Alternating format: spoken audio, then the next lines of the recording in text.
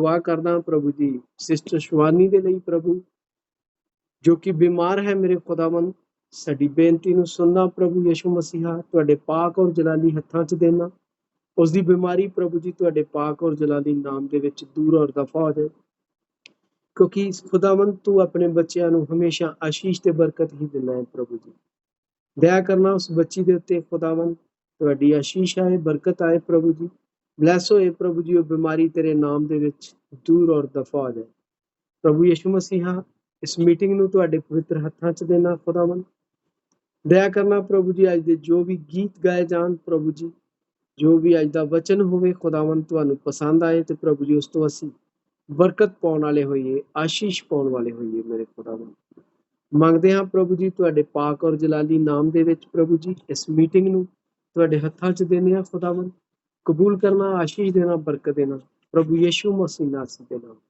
ਆਮੀਨ ਤੇ ਅੱਜ ਦਾ ਅਸੀਂ ਪਹਿਲਾ ਗੀਤ ਜਿਹੜਾ ਸਿਸਟਰ ਜੋਤੀ ਦੇ ਨਾਲ ਗਾਵਾਂਗੇ ਸਿਸਟਰ ਜੋਤੀ ਤੁਸੀਂ ਗੀਤ ਗਾ ਸਕਦੇ ਹੋ ਪ੍ਰਭੂ ਦੀ ਹਜ਼ੂਰੀ ਜੈ ਮਸੀਹ ਸਾਰੇ ਭਾਈ ਭੈਣਾਂ ਨੂੰ ਜੈ ਮਸੀਹ ਸੱਚਾ ये दुनिया के लोगों ऊंची आवाज करो गाओ खुशी के गीत उसका गुणगान करो इबादत करो उसकी इबादत करो इबादत करो उसकी इबादत करो ये दुनिया के लोगों ऊंची आवाज करो गाओ खुशी के गीत उसका गुणगान करो इबादत करो उसकी इबादत करो इबादत करो उसकी इबादत करो याद रखो के खुदा हमको ये जीवन उसी ने दिया है याद रखो के वही खुदा है हमको ये जीवन उसी ने दिया है उस चारगाह से हम सब आए हम दो सनाए हम गीत गाए रब का तुम शुक्र करो ऊंची आवाज करो गाओ खुशी के गीत उसका गुणगान करो इबादत करो उसकी इबादत करो इबादत करो उसकी इबादत करो ये दुनिया के लोगों ऊंची आवाज करो गाओ खुशी के गीत उसका गुणगान करो इबादत करो उसकी इबादत करो इबादत करो उसकी इबादत करो नाम खुदावंद नाम मुबारक मेरा खुदावंद कितना भला है नाम खुदावंद कितना मुबारक मेरा खुदावंद कितना भला रहमत सदियां पुरानी वफा का असल यही सिलसिला है रहमत है उसकी सदियां पुरानी वफा का असल से यही सिलसिला है, उस पर ईमान करो, उसके घर आओ चलो, गाओ खुशी के गीत, उसका गुणगान करो, इबादत करो उसकी, इबादत करो, इबादत करो उसकी, इबादत करो।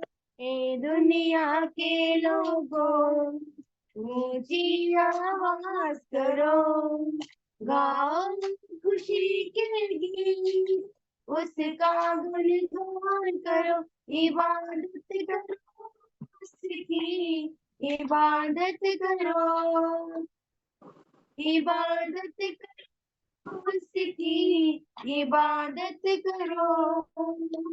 हालेलुया। धन्यवाद प्रभु जी, धन्यवाद।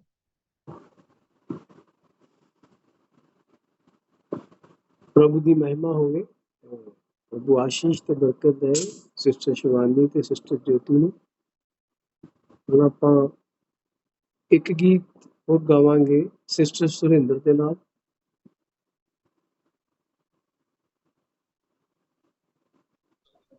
ਹਾਲੇਲੂਇਆ। ਸਾਰੇ ਭੈਣ ਭਰਾਵਾਂ ਨੂੰ ਜੈ ਮਸੀਹ। ਤੋ ਕੇ ਗੁਨਾਹਾਂ ਤੋਂ ਨਮਾ ਕਰ ਦੇ, ਨਮਾ ਕਰ ਦੇ। ਤੋ ਕੇ ਗੁਨਾਹਾਂ ਤੋਂ ਨਮਾ ਕਰ ਦੇ, ਨਮਾ ਕਰ ਦੇ।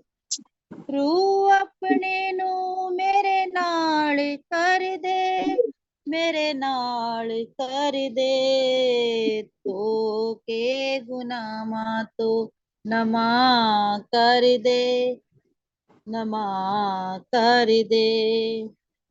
ਮੇਰੀਆਂ ਖਤਾਵਾਂ ਮੇਰੇ ਸਾਹਮਣੇ ਆ ਬਹਿੰਦੀਆਂ, ਮੇਰੀਆਂ ਖਤਾਵਾਂ ਮੇਰੇ ਸਾਹਮਣੇ ਆ ਬਹਿੰਦੀਆਂ। ਤੇਰੇ ਵੱਲ ਵਧਣੇ ਤੋਂ ਰੋਕਦੀਆਂ ਰਹਿੰਦੀਆਂ, ਤੇਰੇ ਵੱਲ ਵਧਣੇ ਤੋਂ ਰੋਕਦੀਆਂ ਰਹਿੰਦੀਆਂ।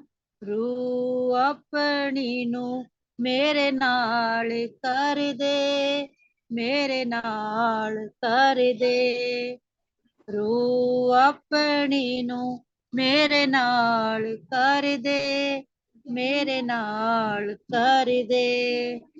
ਧੋ ਕੇ ਗੁਨਾਹਾਂ ਨੂੰ ਨਮਾ ਕਰ ਦੇ, ਨਮਾ ਕਰ ਦੇ।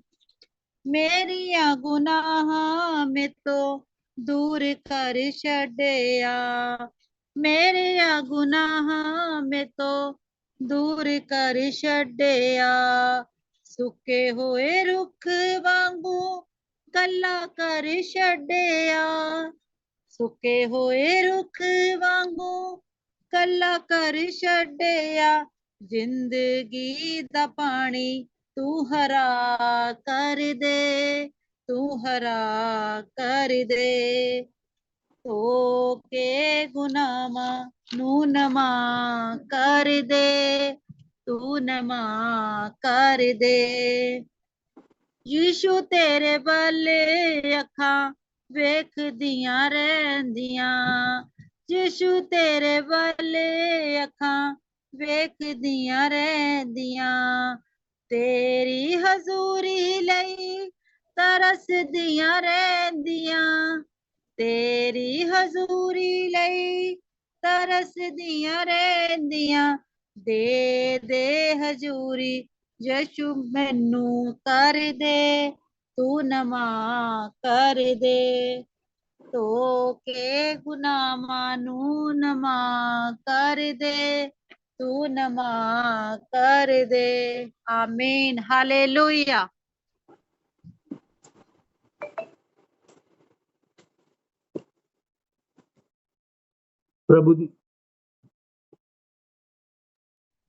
ਪ੍ਰਭੂ ਆਸ਼ੀਸ਼ ਦੇ ਸਾਡੀ ਭੈਣ ਸੁਰਿੰਦਰ ਨੂੰ ਸੰਗੀਤ ਦੇ ਲਈ। ਹੁਣ ਆਪਾਂ ਇੱਕ ਗੀਤ ਆਰਵ ਯੋਸ਼ੂਆ ਦੇ ਨਾਲ ਗਾਵਾਂਗੇ, ਫਿਰ ਉਸ ਤੋਂ ਬਾਅਦ ਆਪਾਂ ਪ੍ਰਾਰਥਨਾ 'ਚ, ਫਿਰ ਉਸ ਤੋਂ ਬਾਅਦ ਆਪਾਂ ਕਲਾਮ 'ਚ ਜਾਵਾਂਗੇ। हेलो जैमसी दी सारिਆਂ ਨੂੰ ਜੈ ਸਿੰਘ ਜੀ। ना घबरा खौफ ना खा खुदा ने कहा कि मैं तेरे नाल नाल हाँ कि मैं तेरे नाल नाल हाँ ना घबरा खौफ ना खा खुदा ने कहा कि मैं तेरे नाल नाल हाँ कि मैं तेरे नाल नाल हाँ तेनू मैं संभालांगा गल नाल लावांगा तेनू मैं संभालांगा गल नाल लावांगा तू दूर न जा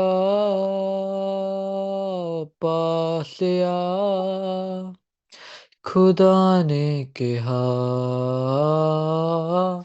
कि मैं तेरे नाल नाल हाँ कि मैं तेरे नाल नाल हाँ तूफाना विच आवांगा तेनू मैं बचावांगा तूफाना विच आवांगा तेनू मैं बचावांगा विश्वास वधा तुरया जा खुदा ने कहा कि मैं तेरे नाल नाल हाँ कि मैं तेरे नाल नाल हाँ तू ना घबरा खौफ ना खा खुदा ने कहा कि मैं तेरे नाल नाल हाँ कि मैं तेरे नाल नाल हाँ मैं ही तेरा शाफी हाँ दिंदा तैनू माफी हाँ मैं ही तेरा शाफी हाँ दिंदा तैनू माफी हाँ तू जिंदगी पा बख्शिया जा खुदा ने कहा कि मैं तेरे नाल नाल हाँ कि मैं तेरे नाल नाल हाँ तू ना घबरा खौफ ना खा खुदा ने कहा कि मैं तेरे नाल नाल हाँ कि मैं तेरे नाल नाल हाँ कि मैं तेरे नाल नाल हाँ कि मैं तेरे नाल नाल हाँ आमीन आमीन ਆਮੀਨ। ਪ੍ਰਭੂ ਆਸ਼ੀष ਦੇ, ਬਰਕਤ ਦੇ। ਰਬ ਜੋਸ਼ੂਆ ਨੂੰ ਗੋਡ ਬlesਸ ਯੂ। ਭਜਨ ਸਹਿਤਾ 78 ਚ ਲਿਖਿਆ, ਹੇ ਮੇਰੇ ਲੋਕੋ ਮੇਰੀ ਵਿਵਸਥਾ ਤੇ ਆਪਣੇ ਕੰਨ ਲਾਓ। ਹੇ ਮੇਰੇ ਲੋਕੋ ਮੇਰੀ ਵਿਵਸਥਾ ਤੇ ਆਪਣੇ ਕੰਨ ਲਾਓ ਅਤੇ ਮੇਰੇ ਮੂੰਹ ਦੇ ਬੋਲਾਂ ਨੂੰ ਧਿਆਨ ਨਾਲ ਸੁਣੋ। ਮੈਂ ਰੂਪ ਕਥਾਵਾਂ ਦੁਆਰਾ ਬੋਲਾਂਗਾ। ਮੈਂ ਰੂਪ ਕਥਾਵਾਂ ਦੁਆਰਾ ਬੋਲਾਂਗਾ ਤੇ ਪੁਰਾਣੇ ਸਮੇਂ ਦੇ ਭੇਤ ਖੋਲਾਂਗਾ ਜੋ ਅਸੀਂ ਸੁਣਿਆ ਅਤੇ ਜਾਣਿਆ ਸੀ ਅਤੇ ਜੋ ਸਾਡੇ ਪੁਰਖਿਆਂ ਨੇ ਸਾਨੂੰ ਦੱਸਿਆ ਸੀ। ਅਸੀਂ ਪ੍ਰਭੂ ਦੇ ਮਹਾਨ ਕੰਮਾਂ ਅਤੇ ਉਸ ਦੇ ਕੀਤੇ ਚਮਤਕਾਰਾਂ ਨੂੰ ਆਪਣੀ ਸੰਤਾਨ ਤੇ ਪ੍ਰਗਟ ਕਰਾਂਗੇ ਅਤੇ ਆਪਣੀਆਂ ਆਉਣ ਵਾਲੀਆਂ ਸਭ ਪੀੜ੍ਹੀਆਂ ਨੂੰ ਦੱਸਾਂਗੇ। ਇਹ ਭਜਨ ਸਹਿਤਾ 78 ਦਾ ਹਵਾਲਾ ਜਾ ਕੇ ਇਹ ਜਿਹੜਾ ਪੂਰਾ ਹੁੰਦਾ ਹੈ ਵਚਨ ਨਿਊ ਟੈਸਟਾਮੈਂਟ ਦੇ ਵਿੱਚ, ਇਹ ਆ ਮੱਤੀ 13 ਉਹਦੀ 34 ਆਇਤ ਜਾ ਕੇ ਇਹ ਪੁਰਾਣੇ ਨਿਯਮ ਦਾ ਵਚਨ ਪੂਰਾ ਹੋਇਆ। ਯੀਸ਼ੂ ਨੇ ਰੂਪ ਕਥਾਵਾਂ ਦੇ ਵਿੱਚ ਗੱਲਾਂ ਕੀਆਂ।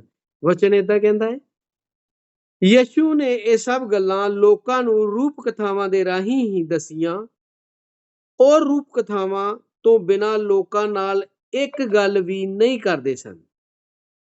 ਯੀਸ਼ੂ ਇਸ ਲਈ ਕਰਦੇ ਸਨ ਕਿ ਨਬੀਆਂ ਦੇ ਇਹ ਕਹੇ ਹੋਏ ਸ਼ਬਦ ਪੂਰੇ ਹੋਣ। ਮੈਂ ਰੂਪ ਕਥਾਵਾਂ ਦੇ ਰਾਹੀਂ ਉਹਨਾਂ ਨਾਲ ਬੋਲਾਂਗਾ। ਮੈਂ ਉਹਨਾਂ ਤੇ ਉਹ ਗੱਲਾਂ ਪ੍ਰਗਟ ਕਰਾਂਗਾ ਜਿਹੜੀਆਂ ਸ੍ਰਿਸ਼ਟੀ ਦੇ ਸ਼ੁਰੂ ਤੋਂ ਗੁਪਤ ਸਨ। ਪ੍ਰਭੂ ਦੀ ਮਹਿਮਾ ਹੋਵੇ, ਖੁਦਾ ਦੀ ਮਹਿਮਾ, ਸਤੁਤੀ, ਵਡਿਆਈ ਹੋਵੇ। ਆਪਾਂ ਸਿਸਟਰ ਸ਼ਕੁੰਤਲਾ ਦੇ ਨਾਲ ਪ੍ਰਾਰਥਨਾ 'ਚ ਜਾਵਾਂਗੇ, ਉਸ ਤੋਂ ਬਾਅਦ ਭਾਈ ਵਿਸ਼ਾਲ ਦੇ ਨਾਲ ਪਵਿੱਤਰ ਕਲਾਮ 'ਚ ਜਾਵਾਂਗੇ। ਸਿਸਟਰ ਸ਼ਕੁੰਤਲਾ, ਤੁਸੀਂ ਪ੍ਰਾਰਥਨਾ ਕਰ ਸਕਦੇ ਹੋ। ਪ੍ਰਭੂ ਤੁਹਾਨੂੰ ਆਸ਼ੀਸ਼ ਦੇ, ਬਰਕਤ ਦੇ। Thank you, brother. God bless you. God bless you sister. तारीफ तारीफ तारीफ तारीफ, हालेलुया हालेलुया हालेलुया हालेलुया। महान सर्वशक्तिमान जिंदे प्रभु यीशु मसीहा, ਤੁਹਾਡਾ ਧੰਨਵਾਦ, ਤੁਹਾਡਾ ਸ਼ੁਕਰ ਮੇਰੇ ਦਿਆਲੂ ਪਰਮੇਸ਼ਵਰ, ਤੁਹਾਡੇ ਰਹਿਮ ਲਈ ਪ੍ਰਭੂ ਜੀ, ਤੁਹਾਡੀ ਕਿਰਪਾ ਲਈ ਮੇਰੇ ਮਹਾਨ ਪ੍ਰਭੂ ਜੀ। ਤੁਸੀਂ ਸੱਚਮੁੱਚ ਮੇਰੇ ਪ੍ਰਭੂ ਜੀ ਆਪਣੀ ਦਇਆ ਨਾਲ, ਆਪਣੀ ਕਿਰਪਾ ਨਾਲ ਸਾਨੂੰ ਸੰਭਾਲਿਆ ਮੇਰੇ ਮਹਾਨ ਪ੍ਰਭੂ ਜੀ। ਸਾਨੂੰ ਤਮਾਮ ਦੁੱਖਾਂ, ਮੁਸੀਬਤਾਂ, ਬਿਮਾਰੀਆਂ, ਲਾਚਾਰੀਆਂ ਤੋਂ ਬਚਾ ਕੇ ਰੱਖਿਆ ਮੇਰੇ ਪ੍ਰਭੂ ਜੀ, ਤੁਹਾਡਾ ਧੰਨਵਾਦ। ਓ ਮੇਰੇ ਮਹਾਨ ਪ੍ਰਭੂ ਜੀ, ਆਪਣਾ ਪ੍ਰਭੂ ਜੀ ਕਿਰਪਾ ਵਾਲਾ ਹੱਥ ਸਾਡੇ ਤੇ ਰੱਖਿਆ ਮੇਰੇ ਮਹਾਨ ਪ੍ਰਭੂ ਜੀ। ਸਾਨੂੰ ਪ੍ਰਭੂ ਜੀ ਇਸ ਜ਼ਮੀਨ ਤੇ ਜਿੰਦੇ ਰੱਖਿਆ ਮੇਰੇ ਪ੍ਰਭੂ ਜੀ, ਤੁਹਾਡਾ ਧੰਨਵਾਦ, ਤੁਹਾਡਾ ਸ਼ੁਕਰ ਮੇਰੇ ਖੁਦਾ ਬਾਪ। ਓ ਮੇਰੇ ਮਹਾਨ ਪ੍ਰਭੂ ਜੀ, ਸਾਡੀਆਂ ਸਾਰੀਆਂ ਜ਼ਰੂਰਤਾਂ, ਲੋੜਾਂ ਨੂੰ ਪੂਰੀਆਂ ਕੀਤਾ ਹੈ ਮੇਰੇ ਮਹਾਨ ਪ੍ਰਭੂ ਜੀ। ਸਾਨੂੰ ਤਮਾਮ ਆਸ਼ੀਸ਼ਾਂ ਤੇ ਬਰਕਤਾਂ ਨਾਲ ਨਵਾਜਿਆ ਹੈ ਮੇਰੇ ਪ੍ਰਭੂ ਜੀ, ਤੁਹਾਡਾ ਧੰਨਵਾਦ, ਤੁਹਾਡਾ ਸ਼ੁਕਰ ਮੇਰੇ ਖੁਦਾ ਬਾਪ। ਓ ਪ੍ਰਭੂ ਜੀ, ਤੁਸੀਂ ਕਿੰਨੇ ਪਿਆਰੇ ਪਰਮੇਸ਼ਰ ਹੋ ਮੇਰੇ ਮਹਾਨ ਪ੍ਰਭੂ ਜੀ। ਤੁਸੀਂ ਮੇਰੇ ਮਹਾਨ ਪ੍ਰਭੂ ਜੀ ਆਪਣੇ ਬੱਚਿਆਂ ਨੂੰ ਕਿੰਨਾ ਪਿਆਰ ਕਰਦੇ ਹੋ ਮੇਰੇ ਮਹਾਨ ਪ੍ਰਭੂ। ਓ ਪ੍ਰਭੂ ਜੀ, ਪਰ ਅਸੀਂ ਨਿਕੰਮੇ ਪ੍ਰਭੂ ਜੀ ਜਾਣ ਹੀ ਨਹੀਂ ਪਾਉਂਦੇ ਮੇਰੇ ਪ੍ਰਭੂ ਜੀ। ਤੁਸੀਂ ਸਾਨੂੰ ਪ੍ਰਭੂ ਜੀ ਕਿੰਨਾ ਪਿਆਰ ਕਰਦੇ ਹੋ ਮੇਰੇ ਖੁਦਾ ਬਾਪ। ਓ ਮੇਰੇ ਮਹਾਨ ਪ੍ਰਭੂ ਜੀ, ਪ੍ਰਭੂ ਅਸੀਂ ਕਿੰਨੇ ਗੁਨੇਗਾਰ ਹੈ ਮੇਰੇ ਮਹਾਨ ਪ੍ਰਭੂ ਜੀ।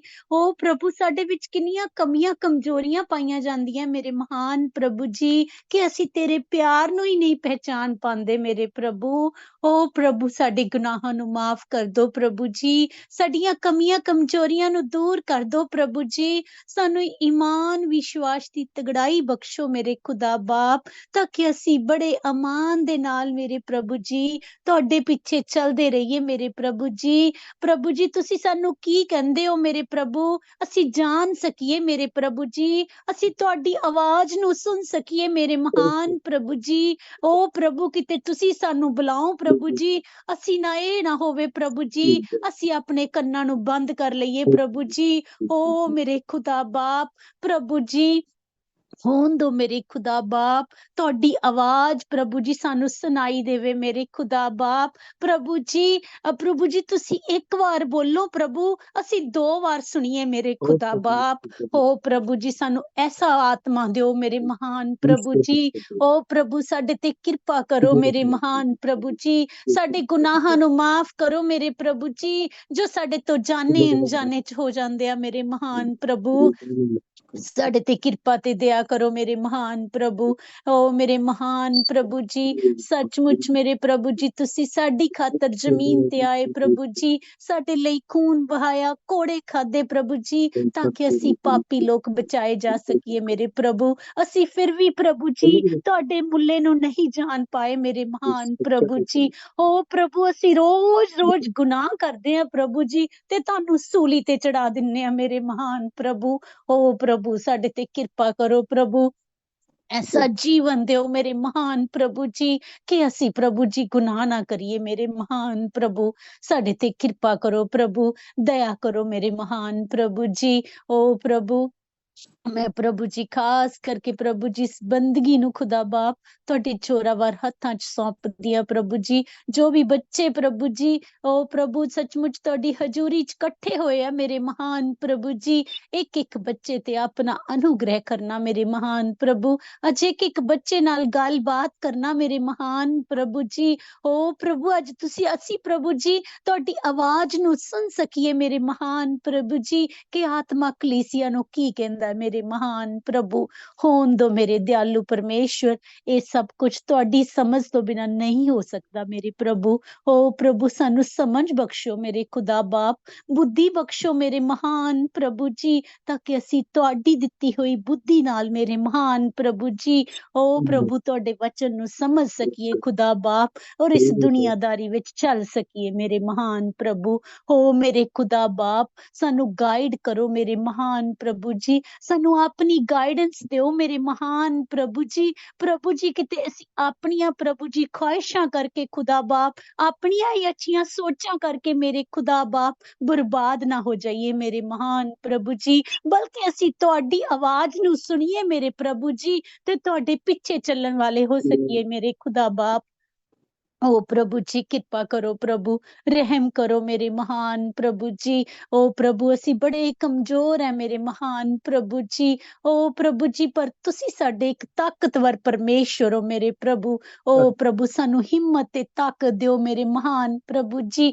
ਓ ਪ੍ਰਭੂ ਤਾਂ ਕਿ ਅਸੀਂ ਤੁਹਾਡੇ ਵਿੱਚ ਬਣੇ ਰਹੀਏ ਮੇਰੇ ਮਹਾਨ ਪ੍ਰਭੂ ਜੀ। ਸਾਡਾ ਇੱਕ ਇੱਕ ਕਦਮ ਮੇਰੇ ਖੁਦਾ ਬਾਪ ਤੁਹਾਡੀ ਮਰਜ਼ੀ ਦੇ ਅਨੁਸਾਰ ਹੋਵੇ ਮੇਰੇ ਮਹਾਨ ਪ੍ਰਭੂ ਜੀ। ਓ ਪ੍ਰਭੂ ਅਸੀਂ ਤੁਹਾਡੇ ਪਿੱਛੇ ਚੱਲਦੇ ਰਹੀਏ ਪ੍ਰਭੂ ਜੀ, ਤੁਹਾਡੇ ਨਾਲ ਨਾਲ ਚੱਲਦੇ ਰਹੀਏ ਮੇਰੇ ਮਹਾਨ ਪ੍ਰਭੂ ਜੀ। ਓ ਪ੍ਰਭੂ ਤਾਂ ਕਿ ਅਸੀਂ ਇੱਕ ਦਿਨ ਪ੍ਰਭੂ ਜੀ ਤੁਹਾਡੇ ਘਰ ਦੇ ਵਾਰਿਸ ਬਣ ਜਾਈਏ ਮੇਰੇ ਮਹਾਨ ਪ੍ਰਭੂ ਜੀ। ਸਾਡੇ ਤੇ ਕਿਰਪਾ ਕਰੋ, ਦਇਆ ਕਰੋ ਮੇਰੇ ਪ੍ਰਭੂ ਜੀ, ਰਹਿਮ ਕਰੋ ਖੁਦਾ ਬਾਪ। ਜਿਨ੍ਹਾਂ ਬੱਚਿਆਂ ਨੇ ਅੱਜ ਗੀਤ ਭਜਨ ਗਾਏ ਪ੍ਰਭੂ ਜੀ, ਅੱਜ ਦੀਆਂ ਦੁਆਵਾਂ ਮੇਰੇ ਮਹਾਨ ਪ੍ਰਭੂ ਜੀ, ਸਭ ਕੁਝ ਤੁਹਾਡੇ ਘਰ ਵਿੱਚ ਕਬੂਲ ਹੋਵੇ ਮੇਰੇ ਦਿਆਲੂ ਪਰਮੇਸ਼ਵਰ, ਔਰ ਤੁਹਾਨੂੰ ਪਸੰਦ ਆਵੇ ਮੇਰੇ ਮਹਾਨ ਪ੍ਰਭੂ ਜੀ। ਓ ਮੇਰੇ ਮਹਾਨ ਪ੍ਰਭੂ ਜੀ, ਜਿਸ ਅੱਜ ਬੱਚੇ ਨੇ ਖੁਦਾ ਬਾਪ ਅੱਜ ਤੁਹਾਡਾ ਵਚਨ ਦੇਣਾ ਮੇਰੇ ਮਹਾਨ ਪ੍ਰਭੂ ਜੀ, ਹੋਣ ਦੇਣਾ ਮੇਰੀ ਪ੍ਰਭੂ ਜੀ, ਤੁਸੀਂ ਉਸ ਦੇ ਦੁਆਰਾ ਸਾਡੇ ਨਾਲ ਗੱਲਬਾਤ ਕਰਨਾ ਮੇਰੇ ਮਹਾਨ ਪ੍ਰਭੂ, ਤਾਂ ਕਿ ਅਸੀਂ ਤੁਹਾਡੇ ਉਸ ਪਵਿੱਤਰ ਵਚਨ ਨੂੰ ਸਮਝ ਸਕੀਏ ਮੇਰੇ ਪ੍ਰਭੂ ਜੀ, ਤੇ ਤੁਹਾਡੇ ਨਾਲ ਮੇਰੇ ਖੁਦਾ ਬਾਪ ਆਪਣੇ ਰਿਸ਼ਤੇ ਨੂੰ ਅੱਛਾ ਬਣਾ ਸਕੀਏ ਮੇਰੇ ਖੁਦਾ ਬਾਪ। ਓ ਪ੍ਰਭੂ ਸਾਨੂੰ ਗਾਈਡ ਕਰਨਾ ਮੇਰੇ ਖੁਦਾ ਬਾਪ। ਅਸੀਂ ਤੁਹਾਡੇ ਨਾਲ ਆਪਣਾ ਰਿਸ਼ਤਾ ਤਾਂ ਹੀ ਅੱਛਾ ਕਰ ਸਕਦੇ ਹਾਂ ਪ੍ਰਭੂ ਜੀ, ਜਦੋਂ ਅਸੀਂ ਤੁਹਾਡੇ ਹੁਕਮਾਂ ਤੇ ਚੱਲਾਂਗੇ ਮੇਰੇ ਪ੍ਰਭੂ। ਹੋਣ ਦੋ ਮੇਰੇ ਖੁਦਾ ਬਾਪ, ਸਾਨੂੰ ਆਪਣੇ ਵਚਨਾਂ ਤੇ ਚਲਾਓ ਪ੍ਰਭੂ ਜੀ, ਆਪਣੇ ਹੁਕਮਾਂ ਤੇ ਚਲਾਓ ਮੇਰੇ ਮਹਾਨ ਪ੍ਰਭੂ ਜੀ, ਸਾਨੂੰ ਗਾਈਡ ਕਰੋ ਮੇਰੇ ਖੁਦਾ ਬਾਪ। ਮੈਂ ਪ੍ਰਭੂ ਜੀ ਖਾਸ ਕਰਕੇ ਪ੍ਰਭੂ ਤੁਹਾਡੇ ਬੱਚਿਆਂ ਨੂੰ ਪ੍ਰਭੂ ਜੀ, ਚਰਚ ਸਾਰੀ ਕਲੀਸਿਆ ਨੂੰ ਖੁਦਾ ਬਾਪ ਤੁਹਾਡੇ ਚੋਰਾਵਰ ਹੱਥਾਂ 'ਚ ਸੌਂਪਦੇ ਆ ਪ੍ਰਭੂ ਜੀ। ਇੱਕ ਇੱਕ ਘਰ ਪਰਿਵਾਰ ਤੇ ਇੱਕ ਇੱਕ ਬੱਚੇ ਤੇ ਪ੍ਰਭੂ ਜੀ ਤੁਹਾਡਾ ਅਨੁਗ੍ਰਹਿ ਹੋਵੇ ਮੇਰੇ ਮਹਾਨ ਪ੍ਰਭੂ ਜੀ। ਤੁਹਾਡੇ ਬੱਚੇ ਤੁਹਾਡੇ ਵਿੱਚ ਬਰਕਤ ਪਾਣ ਮੇਰੇ ਖੁਦਾ ਬਾਪ। ਜੋ ਭਾਈ ਇਸ ਮੀਟਿੰਗ ਨੂੰ ਲੀਡ ਕਰ ਰਿਹਾ ਪ੍ਰਭੂ ਜੀ, ਉਹਨਾਂ ਤੇ ਵੀ ਤੁਹਾਡਾ ਅਨੁਗ੍ਰਹਿ ਹੋਵੇ ਮੇਰੇ ਮਹਾਨ ਪ੍ਰਭੂ। ਆਪਣੇ ਬੱਚਿਆਂ ਨੂੰ ਹੋਰ ਇਸਤੇਮਾਲ ਕਰੋ ਮੇਰੇ ਦਿਆਲੂ ਪਰਮੇਸ਼ਵਰ, ਇੱਕ ਇੱਕ ਦੀ ਜ਼ਿੰਦਗੀ ਵਿੱਚ ਪ੍ਰਭੂ ਜੀ ਤੁਹਾਡਾ ਨਾਮ ਜਲਾਲ ਪਾਵੇ ਮੇਰੇ ਦਿਆਲੂ ਪਰਮੇਸ਼ਵਰ। ਪ੍ਰਭੂ ਜੀ ਖਾਸ ਕਰਕੇ ਪ੍ਰਭੂ ਜੀ ਉਹਨਾਂ ਬੱਚਿਆਂ ਨੂੰ ਤੁਹਾਡੇ ਹੱਥਾਂ 'ਚ ਦਿੰਨੇ ਆ ਪ੍ਰਭੂ ਜੀ। ਅਗਰ ਕੋਈ ਬਿਮਾਰ ਹੈ ਮੇਰੇ ਮਹਾਨ ਪ੍ਰਭੂ ਜੀ, ਉਸਦੀ ਬਿਮਾਰੀ ਨੂੰ ਉਠਾ ਲਓ ਮੇਰੇ ਮਹਾਨ ਪ੍ਰਭੂ ਜੀ। ਅਗਰ ਕੋਈ ਜ਼ਰੂਰਤਮੰਦ ਹੈ ਮੇਰੇ ਮਹਾਨ ਪ੍ਰਭੂ ਜੀ, ਉਸਦੀ ਜ਼ਰੂਰਤ ਨੂੰ ਪੂਰੀਆਂ ਕਰ ਦਿਓ ਮੇਰੇ ਮਹਾਨ ਪ੍ਰਭੂ ਜੀ। ਓ ਪ੍ਰਭੂ ਤੁਸੀਂ ਕਦੀ ਵੀ ਆਪਣੇ ਬੱਚਿਆਂ ਨੂੰ ਨਿਰਾਸ਼ ਨਹੀਂ ਕਰਦੇ ਮੇਰੇ ਮਹਾਨ ਪ੍ਰਭੂ। ਤੁਸੀਂ ਕਿਹਾ ਜੋ ਮੇਰੇ ਤੇ ਵਿਸ਼ਵਾਸ ਰੱਖਦਾ ਹੈ ਉਹ ਕਦੀ ਵੀ ਸ਼ਰਮਿੰਦਿਆ ਨਹੀਂ ਹੁੰਦਾ ਮੇਰੇ ਖੁਦਾ ਬਾਪ। ਹੋਣ ਦੇਣਾ ਮੇਰੇ ਪ੍ਰਭੂ ਜੀ ਤੁਹਾਡਾ ਇੱਕ ਇੱਕ ਬੱਚਾ ਪ੍ਰਭੂ ਜੀ ਆਨੰਦਿਤ ਹੋਵੇ ਪ੍ਰਭੂ ਜੀ, ਤੇ ਤੁਹਾਡੇ ਵਿੱਚ ਆਸ਼ੀਸ਼ ਤੇ ਬਰਕਤ ਪਾਵੇ ਮੇਰੇ ਖੁਦਾ ਬਾਪ। ਸਾਡੇ ਤੇ ਕਿਰਪਾ ਕਰਨਾ, ਦਇਆ ਕਰਨਾ ਪ੍ਰਭੂ ਜੀ, ਆਪਣੇ ਤਰੀਕੇ ਨਾਲ ਚਲਾਣਾ ਪ੍ਰਭੂ ਜੀ, ਆਪਣੀ ਮਰਜ਼ੀ ਨੂੰ ਸਾਡੀ ਜ਼ਿੰਦਗੀ 'ਚ ਪੂਰੀਆਂ ਕਰਨਾ ਮੇਰੇ ਪ੍ਰਭੂ ਜੀ। ਪ੍ਰਭੂ ਸੱਚਮੁੱਚ ਅਸੀਂ ਤਾਂ ਬੇਸਮਝੇ ਹੈ ਪ੍ਰਭੂ ਜੀ। ਓ ਪ੍ਰਭੂ ਜੀ ਸਾਡੀ ਜ਼ਿੰਦਗੀ ਦੇ ਡਿਸੀਜ਼ਨਾਂ ਨੂੰ ਪ੍ਰਭੂ ਜੀ ਆਪਣੇ ਹੱਥਾਂ 'ਚ ਲਾਓ ਮੇਰੇ ਮਹਾਨ ਪ੍ਰਭੂ ਜੀ। ਓ ਪ੍ਰਭੂ ਸੱਚਮੁੱਚ ਸਾਨੂੰ ਐਸੇ ਬਣਾਓ ਮੇਰੇ ਖੁਦਾ ਬਾਪ, ਜਦੋਂ ਤੱਕ ਤੁਸੀਂ ਮੇਰੇ ਪ੍ਰਭੂ ਜੀ ਸਾਡੇ ਨਾਲ ਗੱਲ ਨਾ ਕਰੋ ਮੇਰੇ ਪ੍ਰਭੂ ਜੀ, ਉਦੋਂ ਤੱਕ ਅਸੀਂ ਕੋਈ ਡਿਸੀਜ਼ਨ ਨਾ ਲਈਏ ਮੇਰੇ ਮਹਾਨ ਪ੍ਰਭੂ। ਓ ਪ੍ਰਭੂ ਸਾਨੂੰ ਗਾਈਡ ਕਰੋ ਮੇਰੇ ਖੁਦਾ ਬਾਪ, ਸਾਨੂੰ ਪਵਿੱਤਰ ਆਤਮਾ ਪ੍ਰਭੂ ਜੀ ਤੁਹਾਡਾ ਗਾਈਡ ਕਰੇ ਮੇਰੇ ਖੁਦਾ ਬਾਪ। ਅਸੀਂ ਤੁਹਾਡੀ ਗਾਈਡੈਂਸ ਦੇ ਵਿੱਚ ਚੱਲੀਏ ਮੇਰੇ ਮਹਾਨ ਪ੍ਰਭੂ ਜੀ। ਸਾਡਾ ਬੈਠਣਾ ਉੱਠਣਾ ਕੰਮ ਕਾਜ ਕਰਨਾ ਪ੍ਰਭੂ ਜੀ ਤੁਹਾਨੂੰ ਪਸੰਦ ਆਵੇ ਮੇਰੇ ਮਹਾਨ ਪ੍ਰਭੂ। ਦਇਆ ਤੇ ਕਿਰਪਾ ਕਰਨਾ ਪ੍ਰਭੂ ਜੀ, ਸਾਰਾ ਆਦਰ ਜਲਾਲ ਪ੍ਰਭੂ ਜੀ ਤੁਹਾਡੇ ਨਾਮ ਨੂੰ ਮਿਲੇ ਮੇਰੇ ਮਹਾਨ ਪ੍ਰਭੂ। ਫਿਰ ਤੋਂ ਪ੍ਰਭੂ ਜੀ ਇਸ ਬੰਦਗੀ ਨੂੰ ਪ੍ਰਭੂ ਜੀ, ਅੱਜ ਦੇ ਗੀਤ ਭਜਨ, ਅੱਜ ਦੀਆਂ ਦੁਆਵਾਂ, ਅੱਜ ਦਾ ਵਚਨ ਪ੍ਰਭੂ ਜੀ, ਸਭ ਕੁਝ ਪ੍ਰਭੂ ਜੀ ਤੁਹਾਨੂੰ ਪਸੰਦ ਆਵੇ ਮੇਰੇ ਪ੍ਰਭੂ ਜੀ। ਦਇਆ ਤੇ ਕਿਰਪਾ ਕਰਨਾ, ਸਭ ਕੁਝ ਮੰਗਦੇ ਆ ਆਪਣੇ ਉਧਾਰਕਰਤਾ ਪ੍ਰਭੂ ਯਿਸੂ ਮਸੀਹ ਦੇ ਨਾਮ 'ਚ ਆਮੀਨ ਆਮੀਨ। ਆਮੀਨ ਆਮੀਨ। ਸਿਸਟਰ ਜੀ, ਪ੍ਰਭੂ ਤੁਹਾਨੂੰ ਬਹੁਤ ਸਾਰੀ ਆਸ਼ੀਸ਼ ਤੇ ਬਰਕਤ ਦੇ ਰੂਹਾਨੀ ਪ੍ਰਾਰਥਨਾ ਦੇ ਲਈ। ਤੇ ਹੁਣ ਅਸੀਂ ਪਾਕ ਔਰ ਪਵਿੱਤਰ ਕਲਾਮ 'ਚ ਜਾਵਾਂਗੇ ਭਾਈ ਵਿਸ਼ਾਲ ਦੇ ਨਾਲ। ਪ੍ਰਭੂ ਭਾਈ ਵਿਸ਼ਾਲ ਨੂੰ ਛੂਹੇ, ਉਹਨਾਂ ਦੇ ਹੋਠਾਂ ਨੂੰ, ਜੋ ਅੱਜ ਦਾ ਕਲਾਮ ਹੋਏ ਸਾਨੂੰ ਆਸ਼ੀਸ਼ ਤੇ ਬਰਕਤ ਦੇਣ ਵਾਲਾ। ਆਮੀਨ। ਟੇਕ ਓਵਰ ਟੂ ਭਾਈ ਵਿਸ਼ਾਲ। ਜੀ ਬ੍ਰਦਰ ਜੀ, ਥੈਂਕ ਯੂ। ਪ੍ਰਭੂ ਯਿਸੂ ਮਸੀਹ ਦੇ ਪਵਿੱਤਰ ਨਾਮ 'ਚ ਮੇਰੇ ਸਾਰੇ ਭੈਣ ਭਰਾਵਾਂ ਨੂੰ ਜੋ ਇਸ ਜਗ੍ਹਾ ਤੇ ਮੌਜੂਦ ਨੇ ਔਰ ਮੈਨੂੰ ਸੁਣ ਰਹੇ ਨੇ ਔਰ ਦੇਖ ਰਹੇ ਨੇ ਇਸ ਇਲੈਕਟ੍ਰੋਨਿਕ ਸਿਸਟਮ ਦੇ ਰਾਹੀਂ, ਪ੍ਰਭੂ ਉਹਨਾਂ ਸਾਰਿਆਂ ਨੂੰ ਆਸ਼ੀਸ਼ ਔਰ ਬਰਕਤ ਦੇਵੇ ਔਰ ਪਰਮੇਸ਼ਵਰ ਦਾ ਸੱਜਾ ਹੱਥ ਉਹਨਾਂ ਦੇ ਜੀਵਨਾਂ ਦੇ ਉੱਤੇ ਹਮੇਸ਼ਾ ਬਣਿਆ ਰਹੇ। ਆਈਏ ਅਸੀਂ ਪਵਿੱਤਰ ਕਲਾਮ ਦੇ ਵਿੱਚ ਜਾਂਦੇ ਹਾਂ। ਔਰ ਅੱਜ ਦਾ ਕਲਾਮ, ਜੋ ਕਿ ਮੇਰੀ ਤਿਆਰੀ ਕੁਝ ਹੋਰ ਸੀ, ਲੇਕਿਨ ਸੱਚਮੁੱਚ ਪਰਮੇਸ਼ਵਰ ਕਹਿੰਦਾ ਕਿ ਜਦੋਂ ਤੁਸੀਂ ਪਕੜਵਾਏ ਜਾਓ ਤਾਂ ਨਾ ਸੋਚਣਾ ਕਿ ਤੁਸੀਂ ਕੀ ਬੋਲੋਗੇ। ਔਰ ਸੱਚਮੁੱਚ ਜਦੋਂ ਅਸੀਂ ਪਵਿੱਤਰ ਆਤਮਾ ਦੇ ਹੱਥਾਂ ਵਿੱਚ ਆ ਜਾਂਦੇ ਹਾਂ, ਅਸੀਂ ਨਹੀਂ ਜਾਣਦੇ ਕਿ ਅਸੀਂ ਕੀ ਬੋਲਣਾ ਹੈ, ਪਰ ਪਰਮੇਸ਼ਵਰ ਜੋ ਚਾਹੁੰਦਾ ਹੈ ਉਹ ਸਾਡੇ ਕੋਲ ਬੁਲਵਾਉਂਦਾ ਹੈ। ਆਮੀਨ। ਤਾਂ ਪ੍ਰਭੂ ਯਿਸੂ ਮਸੀਹ ਦਾ ਅਨੁਗ੍ਰਹਿ ਸਾਡੇ ਸਾਰਿਆਂ ਦੇ ਜੀਵਨਾਂ ਦੇ ਵਿੱਚ ਬਣਿਆ ਰਹੇ। ਔਰ ਮੈਂ ਤੁਹਾਨੂੰ ਸਾਰਿਆਂ ਨੂੰ ਫਿਰ ਤੋਂ ਪ੍ਰਭੂ ਯਿਸੂ ਮਸੀਹ ਦੇ ਪਵਿੱਤਰ ਨਾਮ 'ਚ ਸਲਾਮ ਕਹਿੰਦਾ ਹਾਂ। ਔਰ ਮੈਂ ਇਸ ਵਚਨ ਦੇ ਵਿੱਚ ਜਾਣ ਤੋਂ ਪਹਿਲਾਂ ਅਸੀਂ ਸਭ ਆਪਣੇ ਆਪ ਨੂੰ ਪਰਮੇਸ਼ਵਰ ਦੇ ਹਜ਼ੂਰੀ ਵਿੱਚ ਲੈ ਕੇ ਆਉਂਦੇ ਹਾਂ। ਜਿਸ ਤਰ੍ਹਾਂ ਭੈਣ ਨੇ ਬਹੁਤ ਹੀ ਜ਼ਿਆਦਾ ਆਤਮਾ ਦੇ ਵਿੱਚ ਭਰ ਕੇ ਅੱਜ ਸਾਨੂੰ ਆਸ਼ੀਸ਼ਿਤ ਪਿਤਾ ਦੇ ਹੱਥਾਂ 'ਚ ਸੌਂਪਿਆ ਹੈ।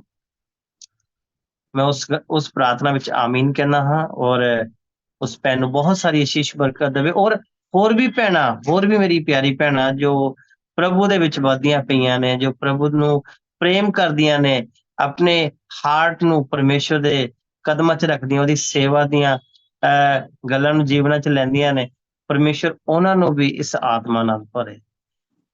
ਪਿਆਰੇ ਪਿਤਾ ਪਰਮੇਸ਼ਵਰ, ਖੁਦਾਵੰਦ ਖੁਦਾ ਪ੍ਰਭੂ, ਮੈਂ ਜਾਣਦਾ ਹਾਂ ਪਿਤਾ ਪਰਮੇਸ਼ਵਰ, ਜਦ ਤੱਕ ਪਿਤਾ ਪਰਮੇਸ਼ਵਰ ਤੁਹਾਡੀ ਹੀ ਪਵਿੱਤਰ ਇੱਛਾ ਨਾ ਹੋਵੇ ਪ੍ਰਭੂ, ਕੋਈ ਵੀ ਇਨਸਾਨ ਪਿਆਰੇ ਖੁਦਾਵੰਦ ਤੁਹਾਡੀ ਸਤੁਤੀ, ਤੁਹਾਡੀ ਆਰਾਧਨਾ, ਤੁਹਾਡੇ ਕਲਾਮ ਦੀਆਂ ਗੱਲਾਂ ਨੂੰ ਆਪਣੀ ਆਵਾਜ਼, ਆਪਣੀ ਜ਼ੁਬਾਨ ਦੇ ਨਾਲ ਨਹੀਂ ਗਾ ਸਕਦਾ ਪ੍ਰਭੂ।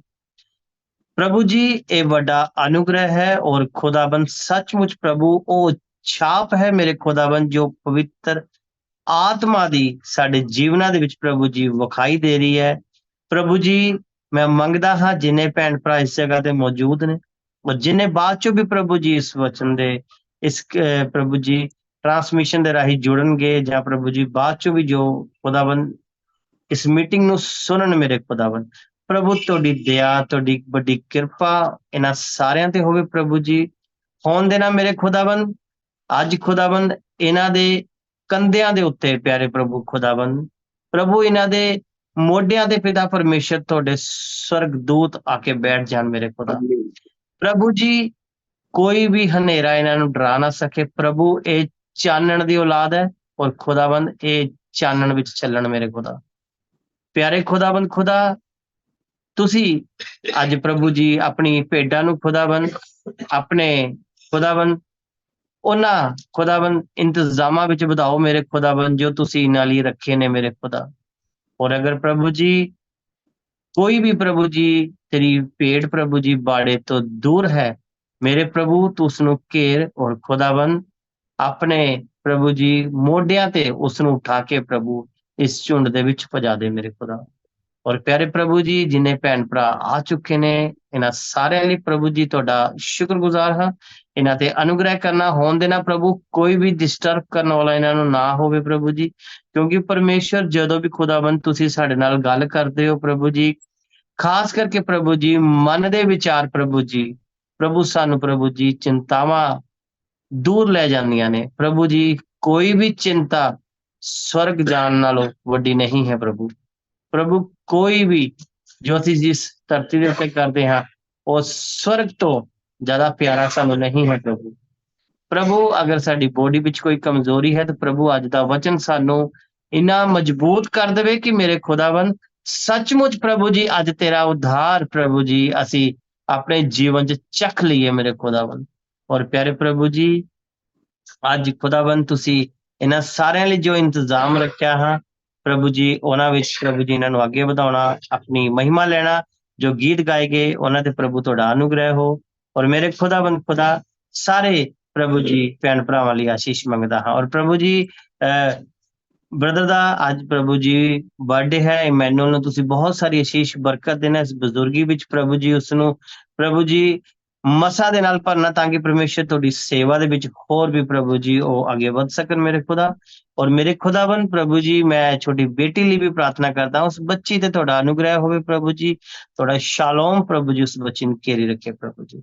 ਪ੍ਰਭੂ ਇਸ ਪ੍ਰਭੂ ਜੀ ਬੰਦਗੀ ਦਾ ਪ੍ਰਭੂ ਜੀ ਜੋ ਪਵਿੱਤਰ ਇਹ ਸਮਾਂ ਖਾਸ ਸਮਾਂ ਹੈ ਪ੍ਰਭੂ ਜੀ, ਜਦੋਂ ਤੁਸੀਂ ਮੇਰੇ ਨਾਲ ਜਦੋਂ ਗੱਲ ਕਰਨ ਜਾ ਰਹੇ ਹੋ, ਮੈਨੂੰ ਪ੍ਰਭੂ ਆਪਣਾ ਸਾਮਰਥੀ ਵਚਨ ਪ੍ਰਭੂ ਜਦੋਂ ਸੁਣਾਉਣ ਜਾ ਰਹੇ ਹੋ, ਹੋਣ ਦੇਣਾ ਪਰਮੇਸ਼ਰ ਮੈਂ ਤੁਹਾਡੇ ਸਾਮਰਥੀ ਵਚਨ ਨੂੰ ਸੁਣ ਕੇ ਆਪਣੇ ਜੀਵਨ ਨੂੰ ਇਸ ਲਾਇਕ ਬਣਾਵਾਂ ਕਿ ਪਿਆਰੇ ਪ੍ਰਭੂ ਜੀ ਤੁਸੀਂ ਹੱਥ ਵਧਾ ਕੇ ਕਹੋ ਕਿ ਇਹ ਮੇਰਾ ਪ੍ਰਿय ਪੁੱਤਰ ਹੈ ਜਿਸ ਤੋਂ ਮੈਂ ਪ੍ਰਸੰਨ ਹਾਂ। ਪ੍ਰਭੂ ਆਪਣੀ ਮਹਿਮਾ ਲੈਣਾ ਪ੍ਰਭੂ ਜੀ, ਪ੍ਰਭੂ यीशु ਦੇ ਸਾਮਰਥੀ ਨਾਮ ਚ ਮੰਗਦੇ ਹਾਂ, आमीन आमीन। God bless you all. और आइए हम सब प्रभु यीशु मसीह के अनुग्रह में बढ़ते हुए एक दफा फिर प्रभु की महिमा को करते हुए अपने जीवनों में परमेश्वर की स्तुति को गाते हुए इस संसार में अपने सफर को बिताते हुए खुदावंद के कदमों में आते हैं, क्योंकि उसको हमारा ध्यान है ना। आमीन। प्रभु को हमारा ध्यान है। प्रभु ने अपने आत्मा से भजन संहिता 109 और उसकी 4 में कहा है, परंतु मैं तो प्रार्थना में लोलीन रहता हूं। ये खुदा का आत्मा हमसे कह रहा है। दाऊद कहता है कि मैं तो आत्मा में लोलीन रहता हूं। हम भी कहने वाले हो सके कि प्रभु मैं तो आत्मा में लोलीन रहता हूं, कि प्रार्थना में लोलीन रहता हूं प्रभु, कि मैं प्रार्थना करता रहूं ताकि परमेश्वर जब प्रार्थना करूं तो खुदाबंद तू मुझे छूता है और सच में छूता है। ऐसा नहीं है कि हम कहें कि नहीं प्रभु हमें नहीं छू रहा है। देखिए एक इंसान किसी से इतनी लंबी बात नहीं कर सकता, वो जल्द ही वो उससे डिस्कनेक्ट हो जाएगा। लेकिन अगर परमेश्वर उस बॉडी को इस्तेमाल कर रहा है, वो बॉडी खुद भी प्रभावित हो जाती है कि मैं कैसे इतनी देर तक इन बातों के विषय में बात कर सकता हूं। तो कहां से बल प्राप्त होता है? स्वर्ग से हमें बल प्राप्त होता है। और कहां से बातें, कहां से शब्द, कहां से ये कंटिन्यू रहने वाली जो सामर्थ प्राप्त होती है, वो स्वर्ग से ही उतरती है। हमारी अपनी बॉडी के अच्छे खाने पीने से नहीं आती है। पहले हमें आत्मा का बल जो आता है वो स्वर्ग से मिलता है। लेकिन प्रभु ने हमें बहुत सा ऐसे भी कार्य दिया है जो हमें दिन ही दिन में करने हैं, ताकि हम परमेश्वर की महिमा को उन प्रभु के बेटे बेटियों तक पहुंचा सकें, ताकि खुदा का जो कलाम है उन लोगों तक भी पहुंचे। और प्यारे भाई बहन जो प्रभु यीशु मसीह में अभी आए हैं, अभी उन्होंने प्रभु यीशु मसीह को जानना शुरू किया है, वो और भी बढ़े और एक दिन आए हम खुद उनके फलों को देखें। और परमेश्वर तो आनंद करता ही है, स्वर्गदूत तो आनंद करते ही हैं, हम भी आनंद करें कि प्रभु तेरा धन्यवाद कि तू प्रभु अपने बच्चों के संग है। क्योंकि ऐसी खुशी जो हम आज इकट्ठे हो रहे हैं, जो आज हम एक दूसरे को देख रहे हैं, हम एक दूसरे से प्यार कर रहे हैं, एक दूसरे के लिए प्रार्थनाएं कर रहे हैं, हम एक दूसरे को एक दूसरे के संग मिलकर परमेश्वर की महिमा कर रहे हैं, ऐसे दिन हमेशा तक नहीं रहेंगे इस धरती पर। एक दिन ऐसी तलवार चलेगी, क्योंकि परमेश्वर का कलाम हमें ये बताता है कि वो तलवार भी चलने वाली है, वो प्याले भी उड़ेले जाने वाले हैं। वो किस लिए उड़ेले जाने वाले हैं? वो इसलिए उड़ेले जाने वाले हैं ताकि हम परमेश्वर की बातों को समझ सकें। और जैसे कि हम प्रेरितों के काम में भी पढ़ते हैं, प्रेरितों के काम उसकी 1 और उसकी 14 में लिखा है, ये सब कई स्त्रियों और यीशु की माता मरियम और उसके भाइयों के साथ एक चित होकर प्रार्थना में लग गए। देखिए प्रभु यीशु मसीह की माता का नाम भी वहां पे आया, क्योंकि उनके पिता की तो उस समय तक डेथ हो चुकी थी। लेकिन लिखा हुआ है कि प्रभु यीशु मसीह की माता, प्रभु यीशु मसीह के भाई और प्रेरितों के संग प्रार्थना में लगे रहे। क्यों लगे रहे? क्योंकि उन्हें परमेश्वर मसीह यीशु उन्हें समझ आ गया था। उन्हें समझ आ गया था ये कौन है। लेकिन हम इनके पहले जीवन की तरफ आज थोड़ी सी हम नजर करेंगे कि यहाँ पर ये प्रार्थना करें, लेकिन पहले जो जिसे हम माँ मरियम भी कहते हैं या मरियम भी कहते हैं, तो उनके जीवन में पहले जब यीशु मसीह थे तो पहले उनका जो विश्वास था वो कैसा था। आइए हम जाएंगे लूका और उसकी 2 और उसकी 22 में। यहाँ पर लिखा है, जब मूसा की व्यवस्था के अनुसार उसके शुद्ध होने के दिन पूरे हुए तो वे उसे यरूशलेम में ले गए कि प्रभु के सामने लाए, जैसा कि प्रभु की व्यवस्था में लिखा है, हर एक पहलौठा प्रभु के लिए पवित्र ठहरेगा। और प्रभु की व्यवस्था के वचन के अनुसार पंडुकों का एक जोड़ा या कबूतर के 2 बच्चे लाकर बलिदान करे। और हम यहाँ पर देखते हैं कि एक इंसान था जिसका नाम था शिमोन। और ये शिमोन नामक जो एक मनुष्य था, ये एक धर्मी मनुष्य था, ये एक भक्त मनुष्य था। परमेश्वर इसे अपने आत्मा से भरे रखते थे और प्रभु इससे बात करते थे और ये लोगों में परमेश्वर के वचन को सुनाया करता था, उन्हें सिखाया करता था, उन्हें इसके बारे में गहरा अध्ययन दिया करता था। अगर हम हिस्टोरिकल बुक्स पढ़ें तो हमें समझ आएगा कि ये जो शिमोन नामक मनुष्य की बात की गई, ये कोई ऐसा मनुष्य नहीं था कि बस वो एकदम से आया और उसने इतना कुछ बोल दिया। उसने वचन में बहुत सारा परमेश्वर का कलाम याद रखा हुआ था अपने जीवन में, उस पर वो चलता था, उस पर मनन करता था और परमेश्वर से बातें करता था और खुदा से कहता था, खुदा जब तक तू मेरे जीवन में ना आए मैं इस शरीर से ना छूटूं, तब तक प्रभु मेरा डिस्कनेक्ट जो है ना इस बॉडी में से, इस आत्मा का ना हो प्रभु, तब तक प्रभु इस धरती पर का मेरा डेरा ब्रेक ना हो।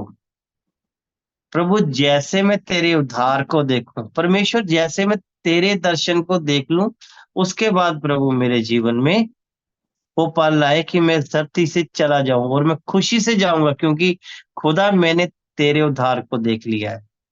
आज भी बहुत सारे भाई बहनें हैं जिन्हें परमेश्वर अपने दर्शन देते हैं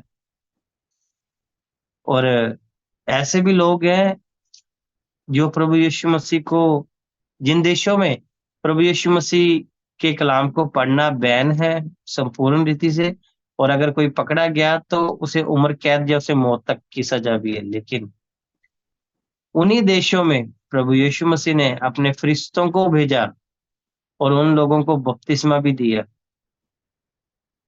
किस लिए? क्योंकि परमेश्वर उनको परमेश्वर ने जगत की उत्पत्ति से पहले उनकी आत्माओं को परमेश्वर ने चुन लिया था। इससे पहले कि परमेश्वर उनकी स्पिरिट क्रिएट करता, परमेश्वर ने पहले ही उन्हें बुला लिया था। ये सब जो है ये मेरे दाहिने हाथ खड़े होने वाली मेरी मेरे मेरी मेरी रूहें हैं।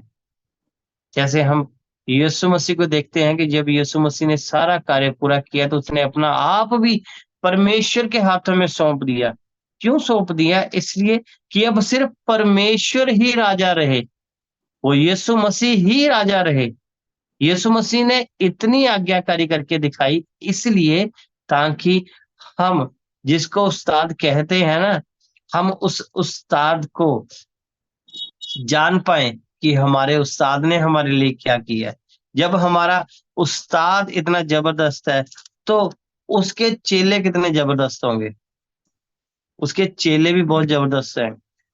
जैसे कल हमने पतरस के बारे में बात की थी कि पतरस क्या कर रहा था, प्रभु यीशु मसीह कहता था कि आ मैं तो तुझे बुलाता हूं, लेकिन पतरस ने जैसे पीछे देखा तो उसके जीवन में क्या हुआ, वो डूबने लग गया।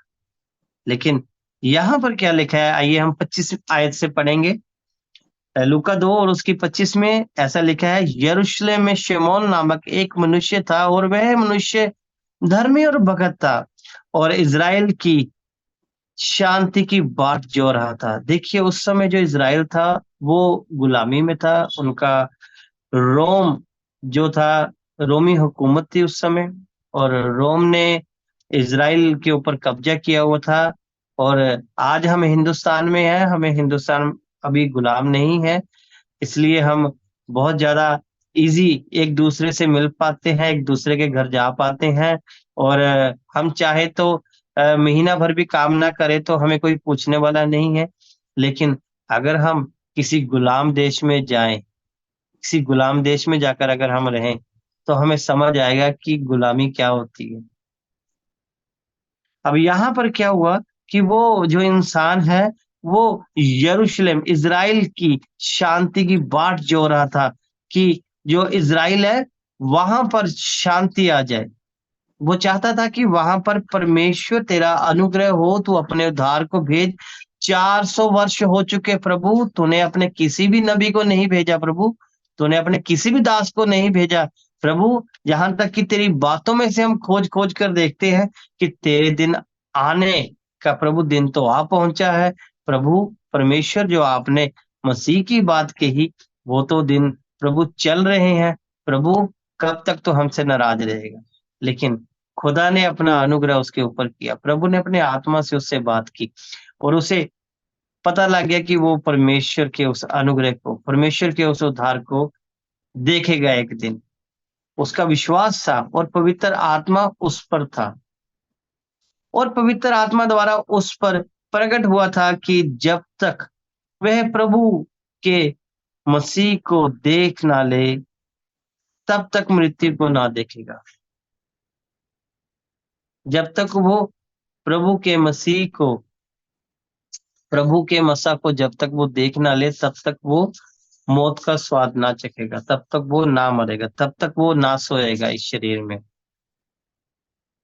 आगे हम देखते हैं, वह आत्मा के सिखाने से मंदिर में आया। देखिए पवित्र आत्मा उससे बात कर रहा था, पवित्र आत्मा उससे कह रहा था कि नहीं, तू चल, आज मैं तुझसे बात करना चाहता हूँ।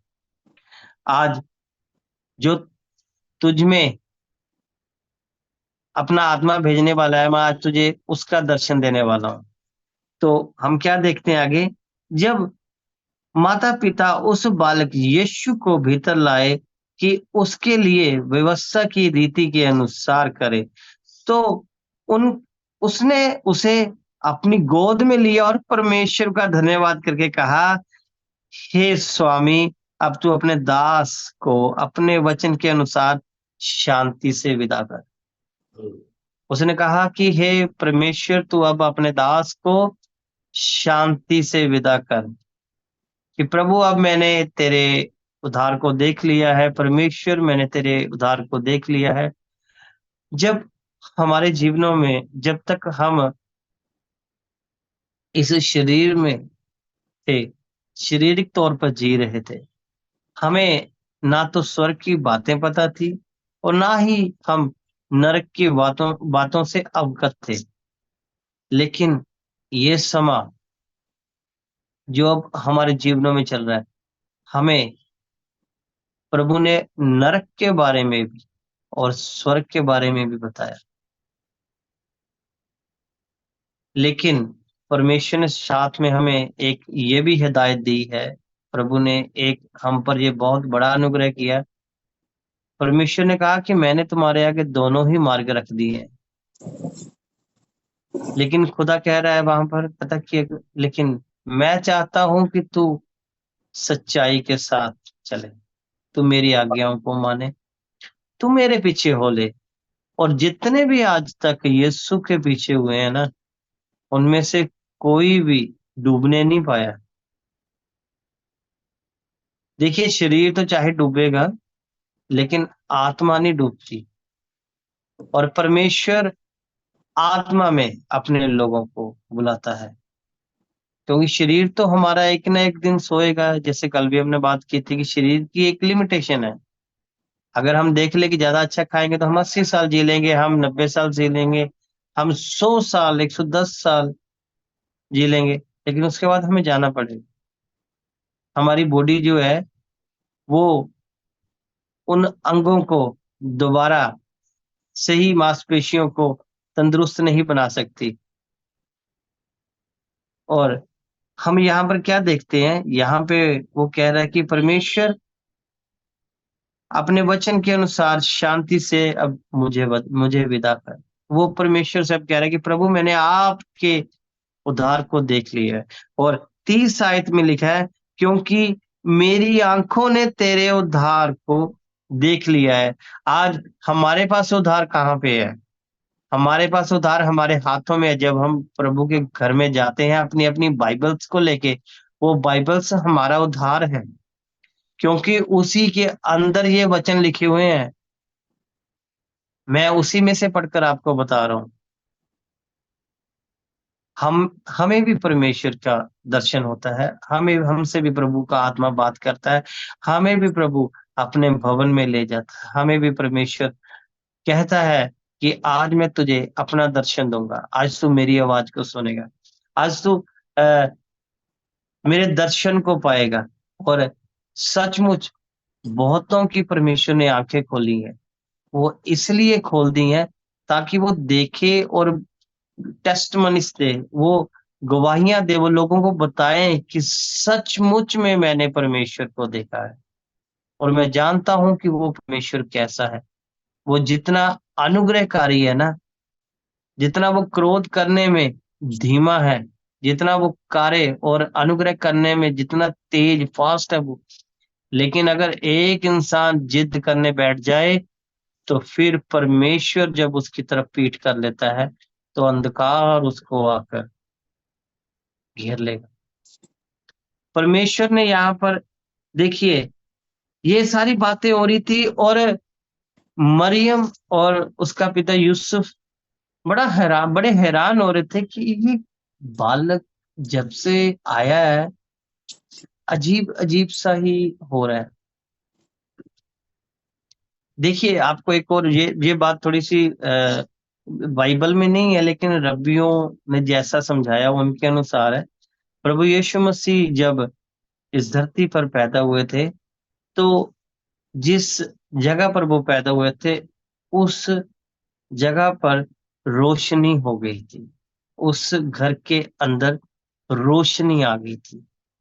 और जो उजियाला है वो परमेश्वर की प्रेजेंट को बताता है, जो उजियाला है वो परमेश्वर के होली स्पिरिट को बताता है। और सफेद, जहां पर सफेद रोशनी होती है वहां पर पवित्र आत्मा का कब्जा या पवित्र आत्मा का अनुग्रह होता है।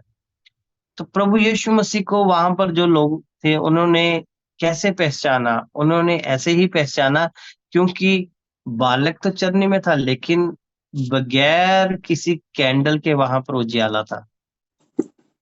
रात के पहर में एक घर के अंदर जा रहा है कोई, या एक जहां पर हम कहते हैं कि भेड़े बच्चे देती हैं, वहां पर अगर कोई चरनी के अंदर जा रहा है या गौशाला के अंदर जा रहा है मान लीजिए, तो वहां पर रोशनी है।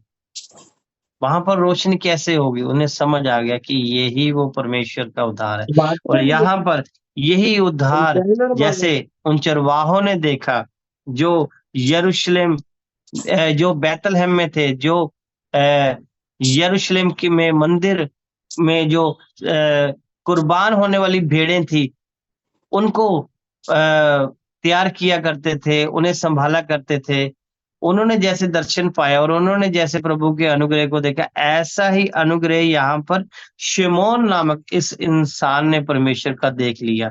उसने कहा कि प्रभु, क्योंकि मेरी आंखों ने तेरे उद्धार को देख लिया है। और 31 आयत में लिखा है, जिसे तूने सब देशों के लोगों के सामने तैयार किया है, जिसे तूने, देखिए ये एक भविष्यवाणी,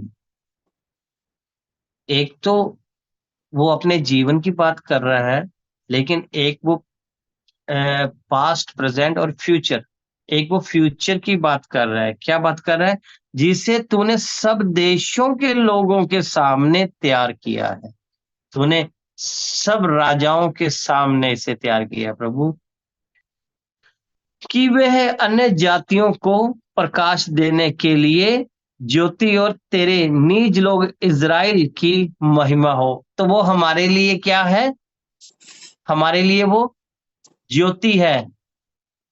जैसे हम कलाम में पढ़ते हैं कि ज्योति जो अंधकार में चमकी।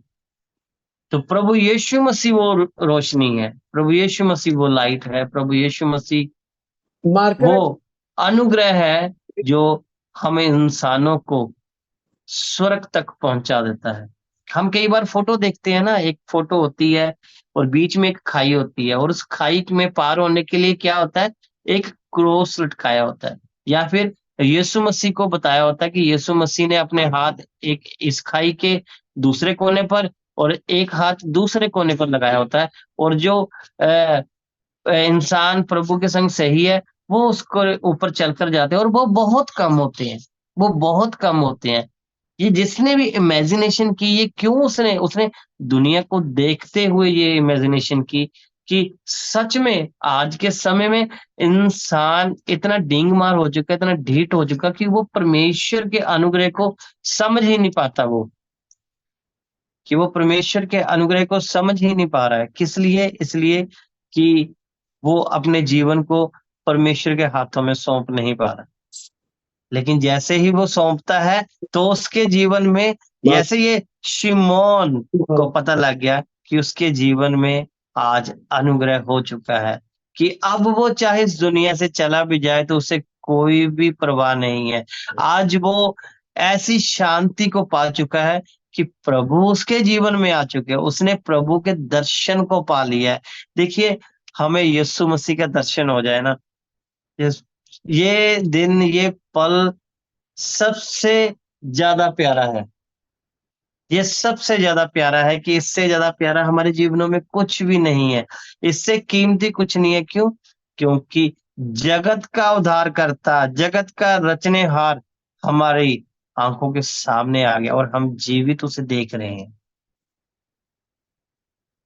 परमेश्वर ने हमें पहले ही पवित्र कर दिया कि मैं अपना दर्शन दूं तो ये जीवित रहे। कई नबियों को प्रभु ने दर्शन दिया और वो कहते, हाय मेरे प्रभु, मैंने तो तेरे दर्शन को पा लिया, मैं तो मर जाऊंगा।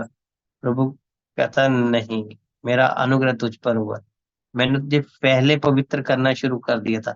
इसीलिए परमेश्वर उन इंसानों को जो मसीह यीशु में है अपने पास आने देता है। धीरे धीरे धीरे धीरे धीरे उनका ईमान बढ़ता जाता है, धीरे धीरे परमेश्वर उनके जीवनों में अपने अनुग्रह को करता जाता है, और परमेश्वर उन्हें गुनाह से अवगत कराता है, पहचान कराता है उन्हें गुनाह से, कि वो गुनाह के जीवन में ना रहे। क्योंकि परमेश्वर चाहता है कि वो हर समय प्रार्थना में रहे, जैसा हमने पढ़ा भी है, और प्रेरितों के काम 6:4 में भी लिखा हुआ है, परंतु हम तो प्रार्थना में और वचन की सेवा में लगे रहेंगे।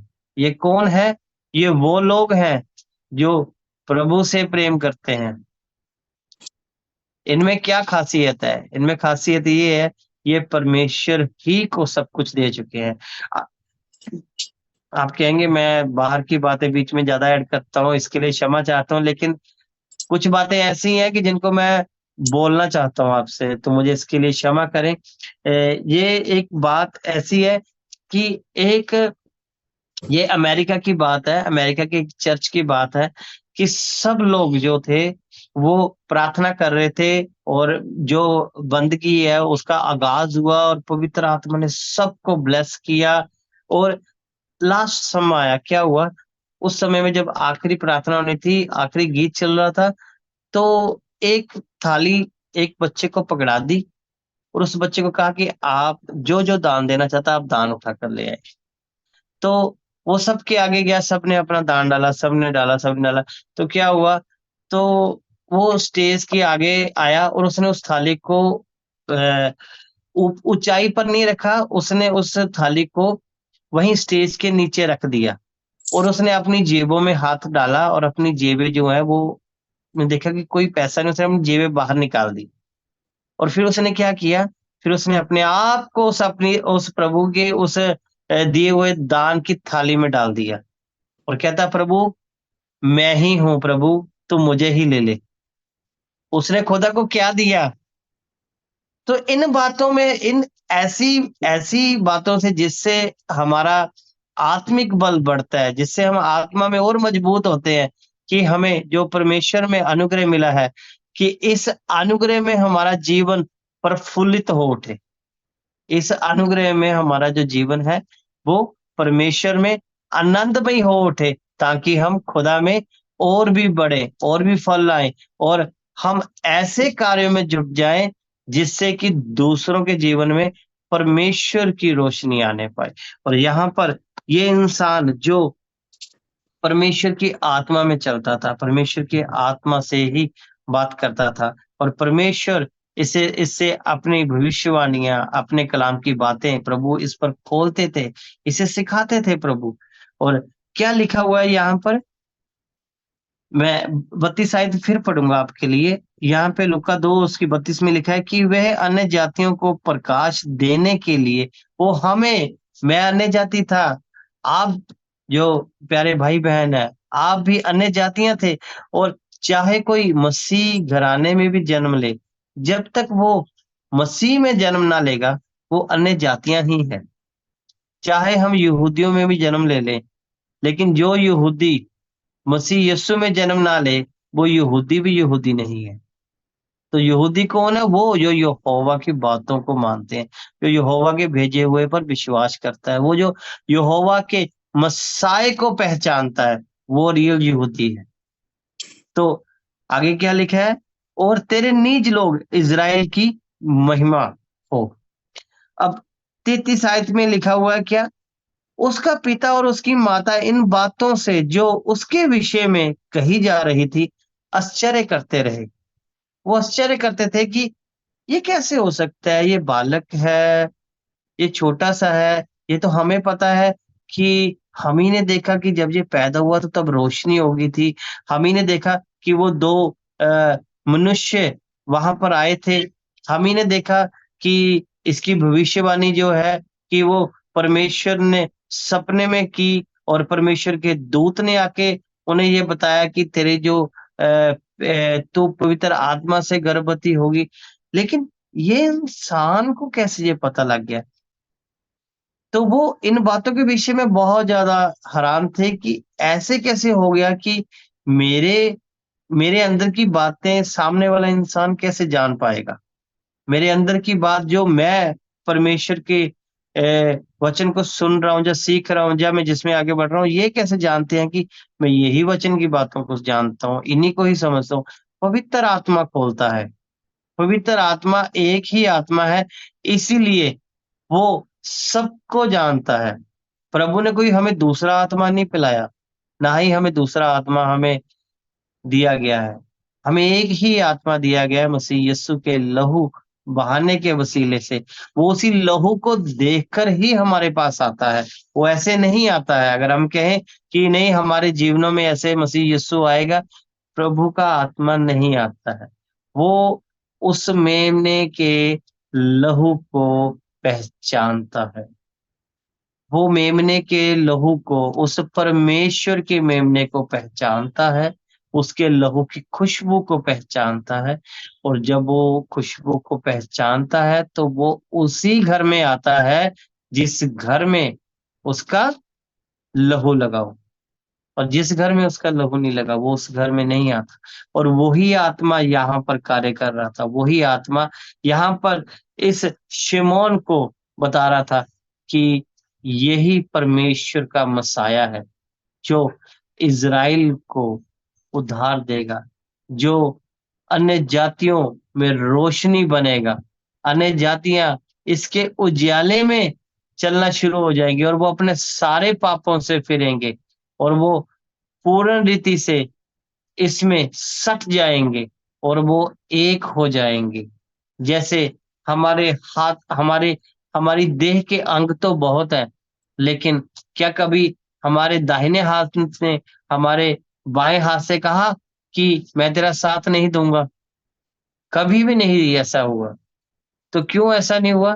क्योंकि परमेश्वर का वचन हमें यही सिखाता है, जब हमारी देह में फूट नहीं है तो हमारे अंदर भी फूट नहीं होनी चाहिए।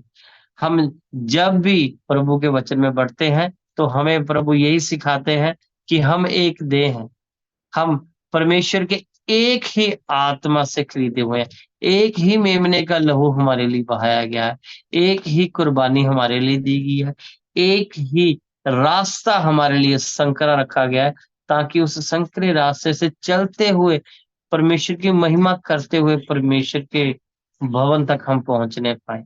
ये जीवन के मार्ग में हमारा साथ प्रभु यीशु मसीह ही दे, कोई और आत्मा हमें ना घेरे। परमेश्वर ने हमारे लिए खुद प्रार्थना की है।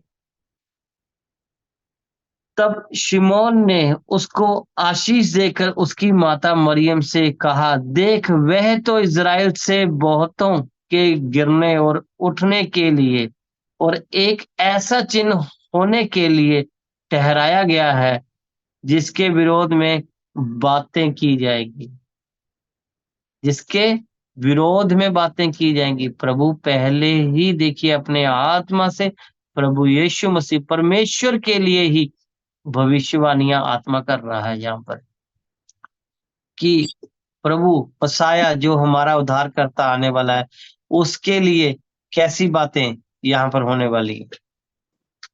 और हम यहाँ पर आगे हम देखते हैं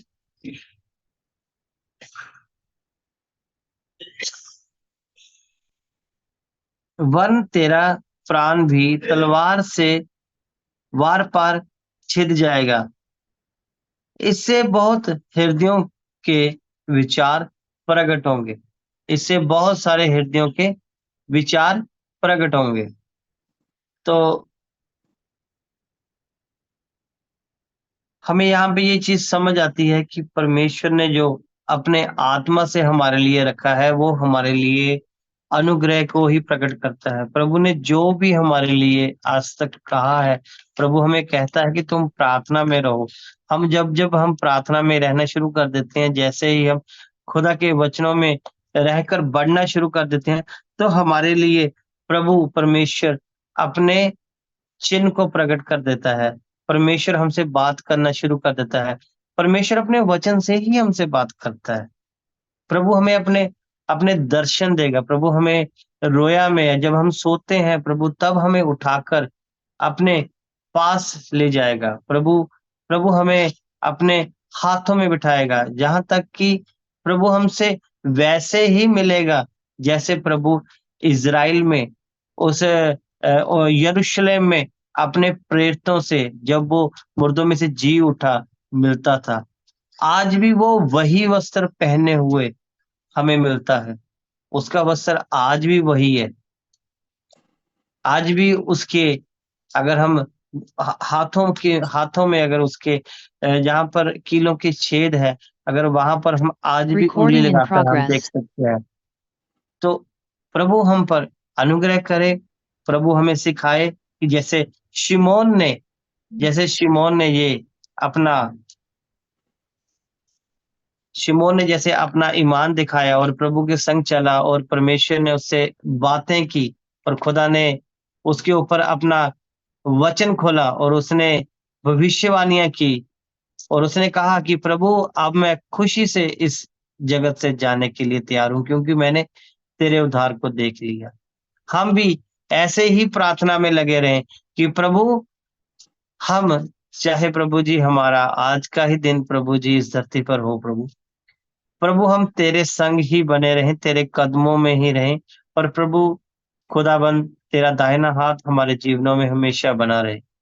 इस जीवन में जो प्रभु तूने अपने अनुग्रह को हमारे जीवनों में उड़ेला है, ये हमारे लिए प्रभु जी और भी बल और ताकत को लेकर आए, ताकि प्रभु अगर हम जीवित हैं तो हम तेरे कार्यों को करें।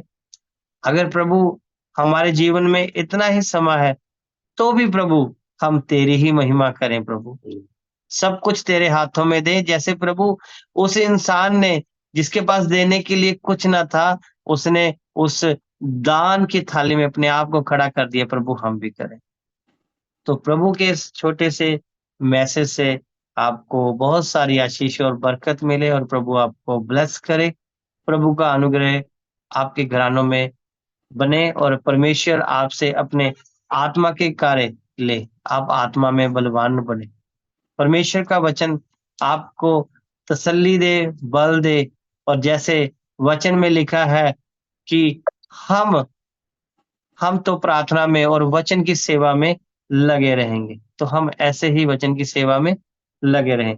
God bless you all. प्रभु आप सबको बहुत सारी आशीष बरकत दे। आमीन। हम भाई जोशुआ के संग जाएंगे। गॉड ब्लेस यू ब्रदर, सुंदर कलाम के लिए प्रभु आशीष दे, बरकत दे आपको। और हमारे बीच में भाई इमानुएल हैं, आज अभी लॉगिन हुए हैं। प्रभु इनको आशीष दे, आज इनका बर्थडे है। प्रभु इनको बहुत सारी आशीष और बरकत दे, और प्रभु इनको तंदुरुस्ती जी दे और अपने कलाम में और बढ़ाए। और हम चाहते हैं कि भाई इमानुएल भी कुछ कलाम से हमें कुछ सिखाए। भाई इमानुएल। Praise the Lord. सब भाई बहनों को जय मसीह की। जय मसीह भाई जी। मैं थोड़ा लेट हो गया ज्वाइन करने में, क्योंकि जरा कल से कुछ मुझे जुकाम सा हुआ है मौसम चेंज होने की वजह से। तो मैं सुबह देर से उठा, फिर कुछ दवाई वाइयाँ खानी थी, इस चक्कर में मैं लेट हुआ। और पर प्रभु का शुक्र है कि मैं पहले से बेहतर फील कर रहा हूँ और बेहतर फील करूँगा। और क्योंकि हम अपने विश्वास के अनुसार ही सारी आशीषों को पाते हैं। वचन भी कहता है जैसा तेरा विश्वास है वैसी तुझे प्राप्ति भी होगी, क्योंकि सब कुछ जो है प्रभु का अनुग्रह जो है वो हम पर विश्वास के द्वारा ही होता है। जैसे कि इफिसियों 2:8 में लिखा है कि हमारा उद्धार विश्वास के द्वारा, अनुग्रह से हमारा उद्धार हुआ।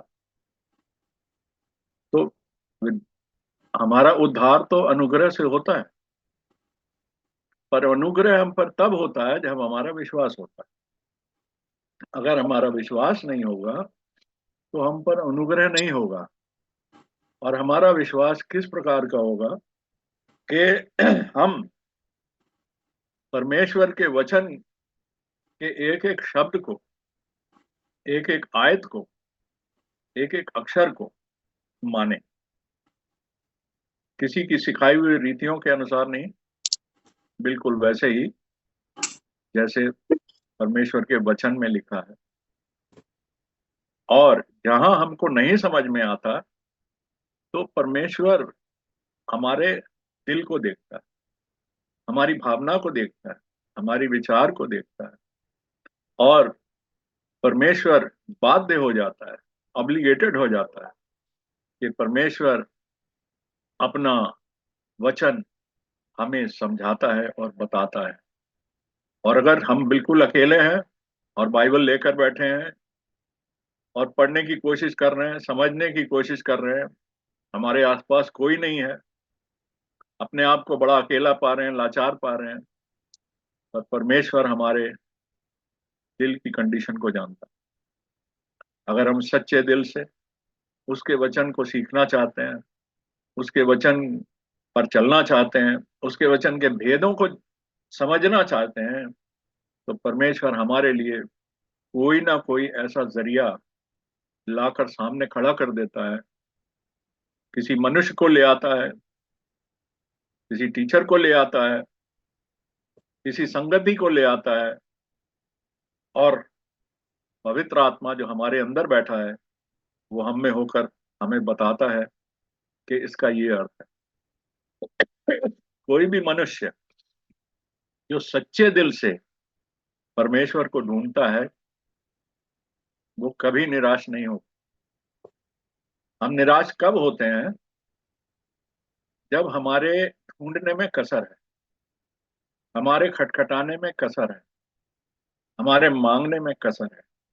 हम कई बार वो चीजें मांगते हैं जो परमेश्वर हमें नहीं देना चाहता, क्योंकि हम सांसारिक बुद्धि से मांगते हैं कि मुझे ये दे दे, मुझे वो दे दे, मेरा ये काम बन जाए, वो काम बन जाए, मेरे परिवार में ऐसा हो जाए, मेरे परिवार में वैसा हो जाए, मुझे ये वरदान मिल जाए।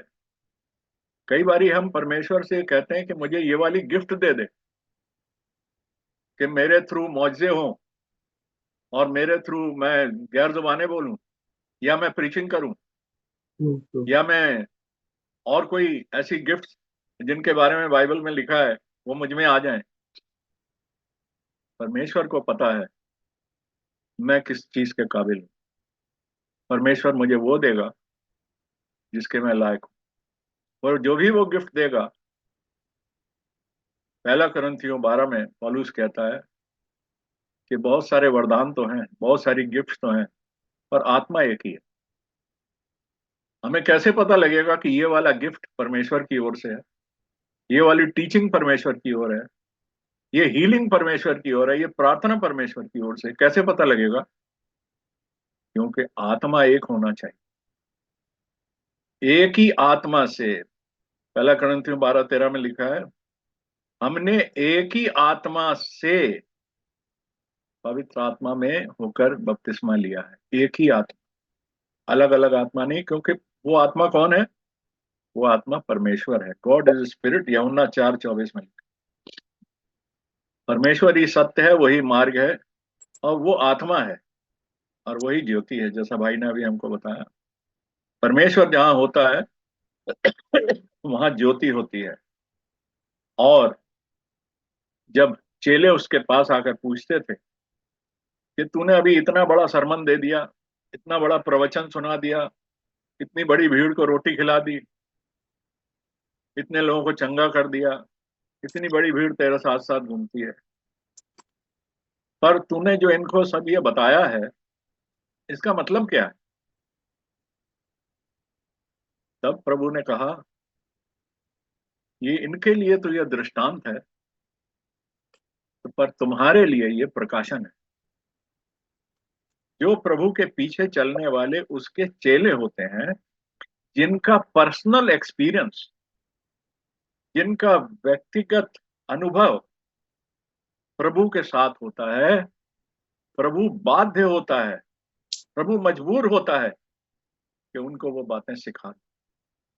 जैसे मत्ती 13 बाब के अंदर में यीशु मसीह बीज बोने वाले का दृष्टांत बता रहा होता है, और जब वो दृष्टांत बचा चुका, उस दृष्टांत में उसने बहुत सारी चीजें बताई, कैसी जमीन, कैसा बीज, बीज बोने वाला कौन है, वो ये सारी चीजें जब वो बता चुका, उसके बाद जो भीड़ ये सुन रही थी, वो सुन के वो वापस चली गई। उन्होंने सरमन सुन लिया और घर चले गए, जैसे आजकल हम लोग चर्चेज में भी करते हैं, और बहुत सारे चर्चेज में, लाखों चर्चेज में यही होता है।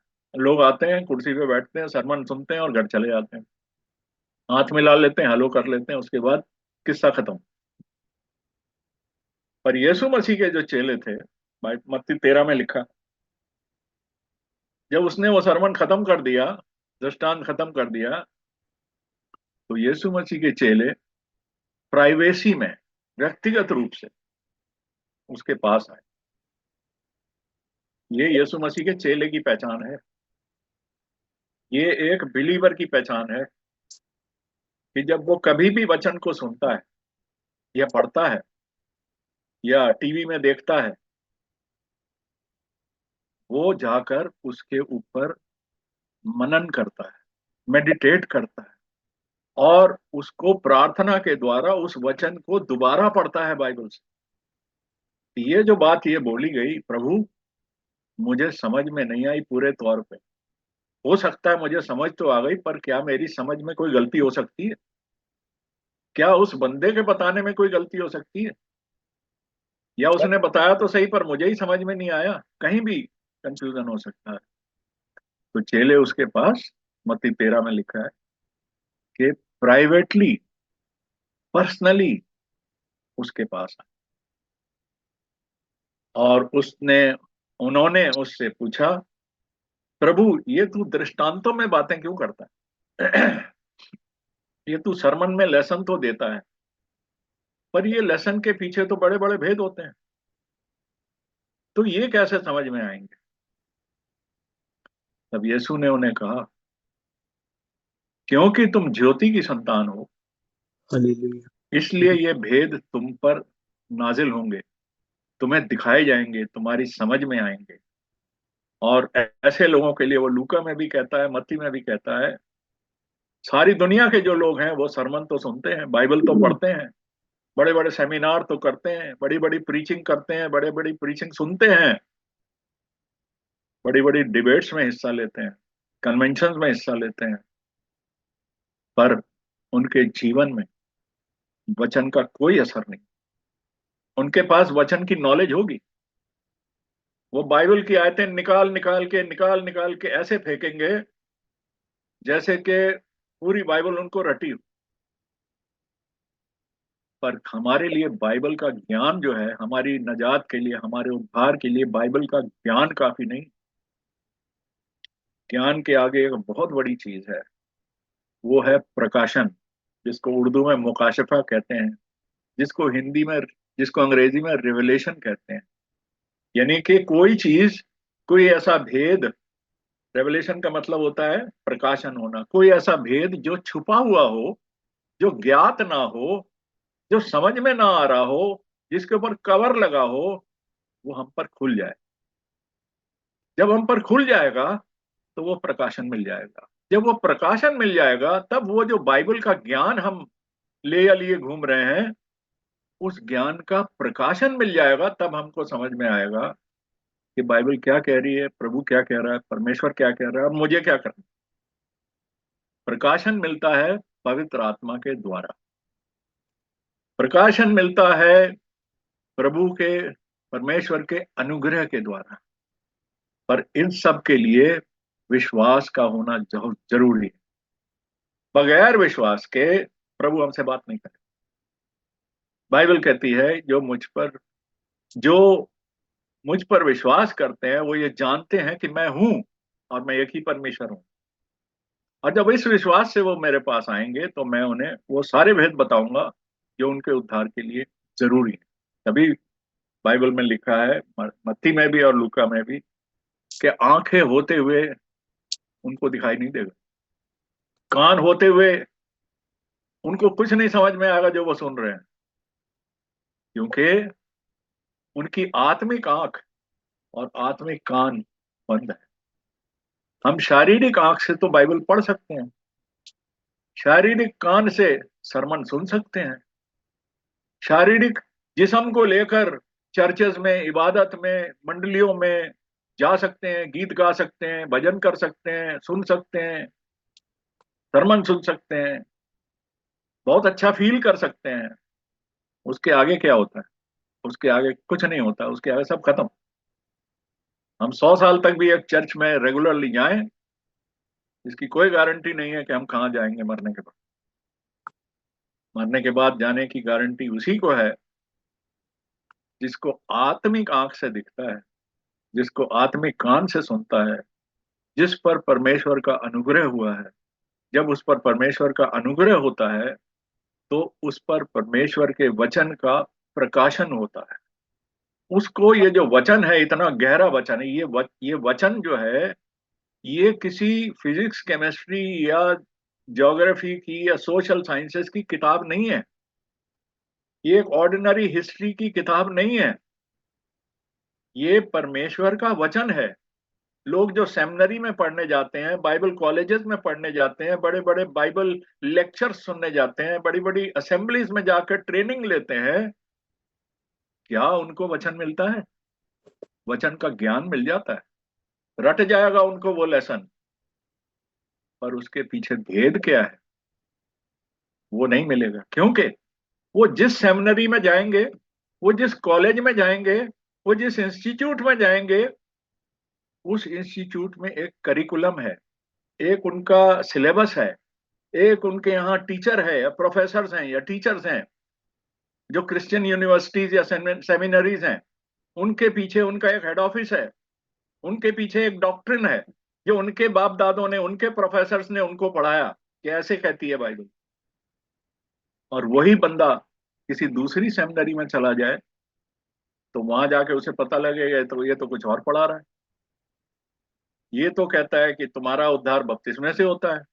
उस सेमिनरी में गया, वो तो कहता है विश्वास के द्वारा तुम्हारा उद्धार हुआ है। और तीसरा कहता है कि जो प्रभु का नाम पुकारेगा उसका उद्धार होगा। ये क्या बात है, कैसा कंफ्यूजन है? सारे यीशु मसीह का प्रचार कर रहे हैं, सारे बड़े से बड़े बोलने वाले यीशु मसीह की बात कर रहे हैं, इसी बाइबल से प्रीच कर रहे हैं, इसी यीशु को प्रीच कर रहे हैं। पर एक ही बात क्यों नहीं बोल रहे? अगर एक ही बात बोल रहे होते तो आज 400, 500, 600 डिनोमिनेशन क्यों इस धरती पर हैं? सुनने में सारे अच्छे लगते हैं, वेरी वेल डन, बहुत अच्छा सरमन, ये किया वो किया, पर भाई साहब एक ही बात क्यों नहीं बोलते हो? यीशु ने क्या दुआ करी थी कि ये इनका मन एक सा हो, इनका विश्वास एक सा हो, तब इनको वो एक आत्मा मिलेगा, तब इनका प्रकाशन भी एक होगा। यीशु ने बोला मार्ग और सत्य मैं हूं। यीशु ने बोला आई एम द वे। यीशु ने ये नहीं बोला देर आर मैनी वेज। आज सारी दुनिया बोलती है भगवान के पास जाने के लिए बहुत रास्ते हैं, और सारे रास्ते एक ही भगवान के पास पहुंचा रहे हैं। जब भगवान एक है तो रास्ते क्यों बनाएगा अलग वो? भगवान तो हमसे ज्यादा अक्लमंद है, वो तो भगवान है, वो तो परमात्मा है, गॉड है। वो क्यों ऐसा कंफ्यूजन करेगा, इधर से आ जाओ या उधर से आ जाओ? उसने कहा दो रास्ते हैं, एक सकरा रास्ता है और एक चौड़ा रास्ता है। जो सकरा रास्ता है वो प्रभु यीशु मसीह है। और प्रभु यीशु मसीह कौन है? प्रभु यीशु मसीह परमेश्वर का वचन है, वर्ड ऑफ गॉड। हमारे हाथ में जो लिखित बाइबल आज है ये वर्ड ऑफ गॉड है, ये यीशु मसीह लिखा हुआ हमारे पास है। पर ये लिखा हुआ समझ कब आएगा?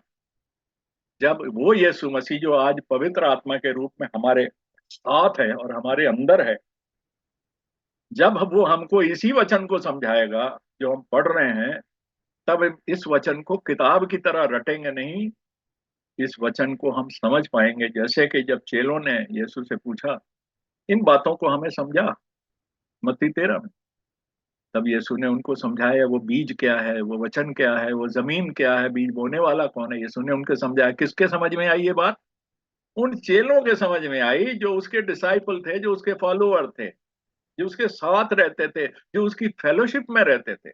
हमारे को तब समझ में आएगा जब हम खाली किसी चर्च फेलोशिप में नहीं, हम प्रभु की फेलोशिप में रहेंगे। और प्रभु की फेलोशिप जो है हमारे साथ पर्सनल है। हमारा प्रभु के साथ में पर्सनल एनकाउंटर, पर्सनल एक्सपीरियंस, व्यक्तिगत अनुभव बहुत ज्यादा जरूरी है। संगति अपनी जगह जरूरी है, चर्च में जाकर सरमन सुनना अपनी जगह जरूरी है, ग्रुप में बैठ के प्रभु भोज लेना, फुट वॉशिंग बहुत जरूरी है, ये प्रभु की आज्ञाएं हैं, ये बहुत जरूरी है। पर ये इनसे सबसे फाइनल चीज जो है वो है प्रकाशन महीना। तब यीशु ने उनसे पूछा, जब यीशु ने समझा चुका मत्ती 13 बाब में, तब मत्ती 13 बाब की 50 और 51 52 आयत में यीशु ने उनसे पूछा, हैव यू अंडरस्टूड? क्या तुम्हारे समझ में आया जो मैंने अभी बोला? तब उन्होंने बोला यस लॉर्ड, हाँ प्रभु समझ में आ गया। तो ये कौन है? ये बड़ी भीड़ नहीं है जो कह रहे प्रभु समझ में आया। बड़ी भीड़ ने तो आया, सरमन सुना, और जो उसने मछली और रोटी खिलाई वो खा खू के चले गए। वो मजमा था, उनके लिए वो दृष्टांत था। ये वो जमीन थी जिसके ऊपर बीज तो गिरा, पर वो अलग अलग टाइप की जमीन थी। किसी को पत्थर खा गया, किसी को धूप खा गई, किसी को चिड़िया खा गई, किसी को कांटा खा गया, कोई सूख गया, कोई मर गया। और वो कौन सी जमीन है जिसको समझ में आया कि बीज क्या है, जिसके अंदर वो बीज घुसा और उस बीज ने उसके अंदर जा करके, जो बीज के अंदर जो जीवन बैठा है वो जीवन उस जमीन के अंदर जाकर उगा। जैसे कि मरियम ने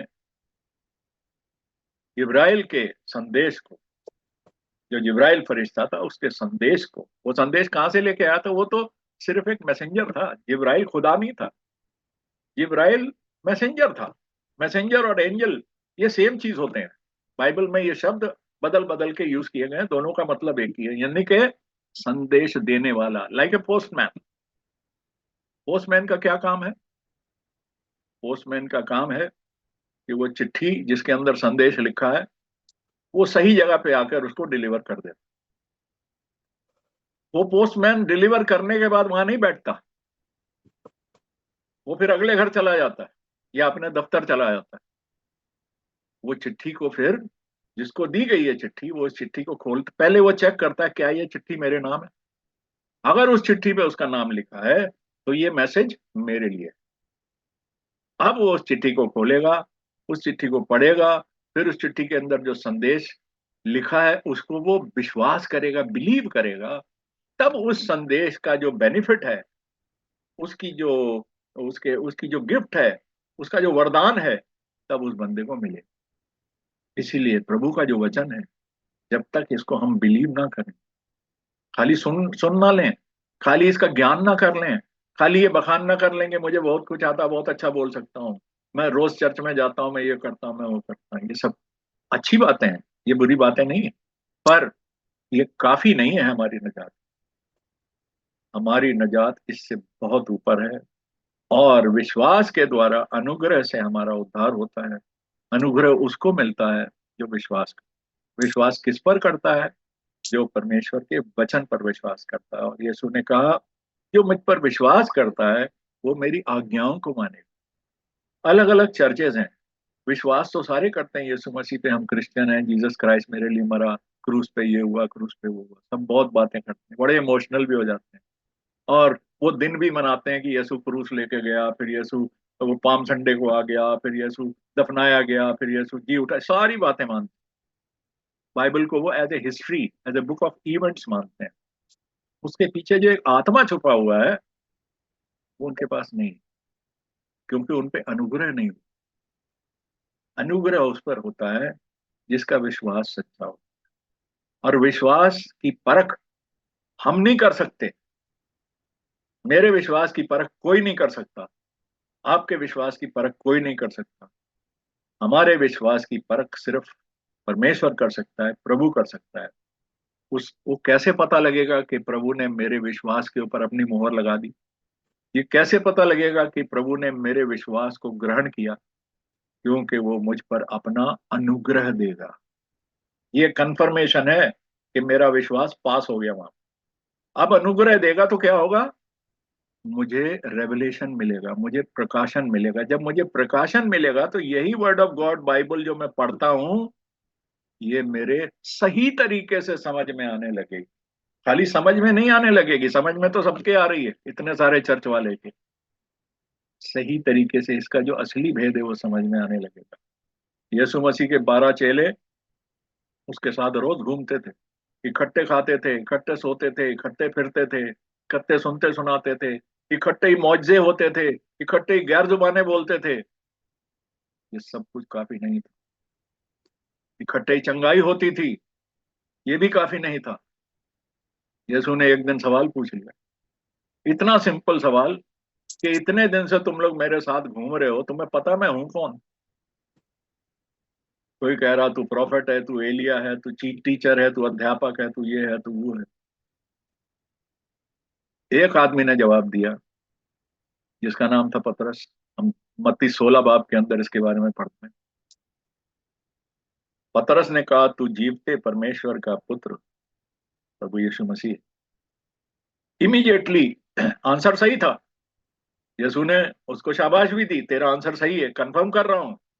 पर हे पतरस, ये ना समझ लेना कि तू बहुत अकलमंद है, ये जो बाकी के 11 हैं इनमें से तू अकलमंद है, ये ना समझ लेना। ये तेरे लहू और तेरे मांस ने और तेरी हड्डियों ने नहीं बताया, ये तेरे शारीरिक शरीर ने में से ये ज्ञान नहीं निकल के आया, भेद नहीं निकल के आया। ये वो अनुग्रह है जो पवित्र आत्मा के द्वारा हुआ।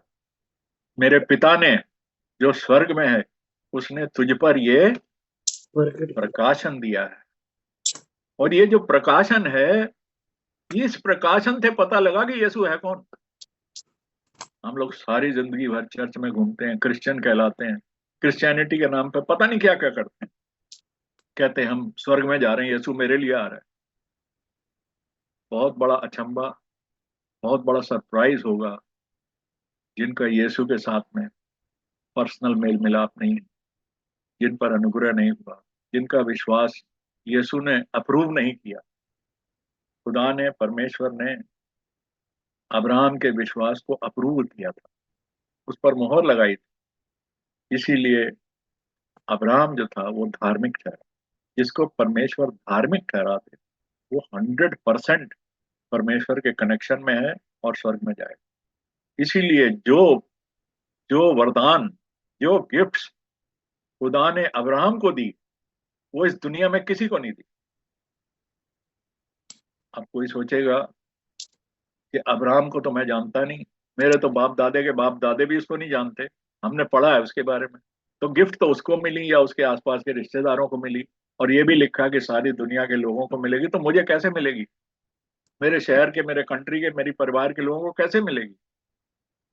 गलतियों की किताब में पौलुस ने कहा है कि जो अब्राहम का जो बीज है, उसको सारी नेमतें, सारी बरकतें, सारे उत्तराधिकार, सारे वरदान अब्राहम के बीज को मिले हैं। अब्राहम का बीज कौन है? गलतियों 3 में लिखा है, अब्राहम का बीज प्रभु यीशु मसीह। और गलतियों 3:29 में लिखा है, जो प्रभु यीशु मसीह में है वो अब्राहम का बीज है। और सारे वरदान, सारी नेमतें, सारी भेंटें अब्राहम के बीज के लिए थी, और वो बीज यीशु है। तो अगर मैं यीशु में हूं तो मैं अब्राहम से कनेक्टेड हूं, फिर मुझे चिंता की जरूरत नहीं। और यीशु कौन है? यीशु परमेश्वर का वचन है।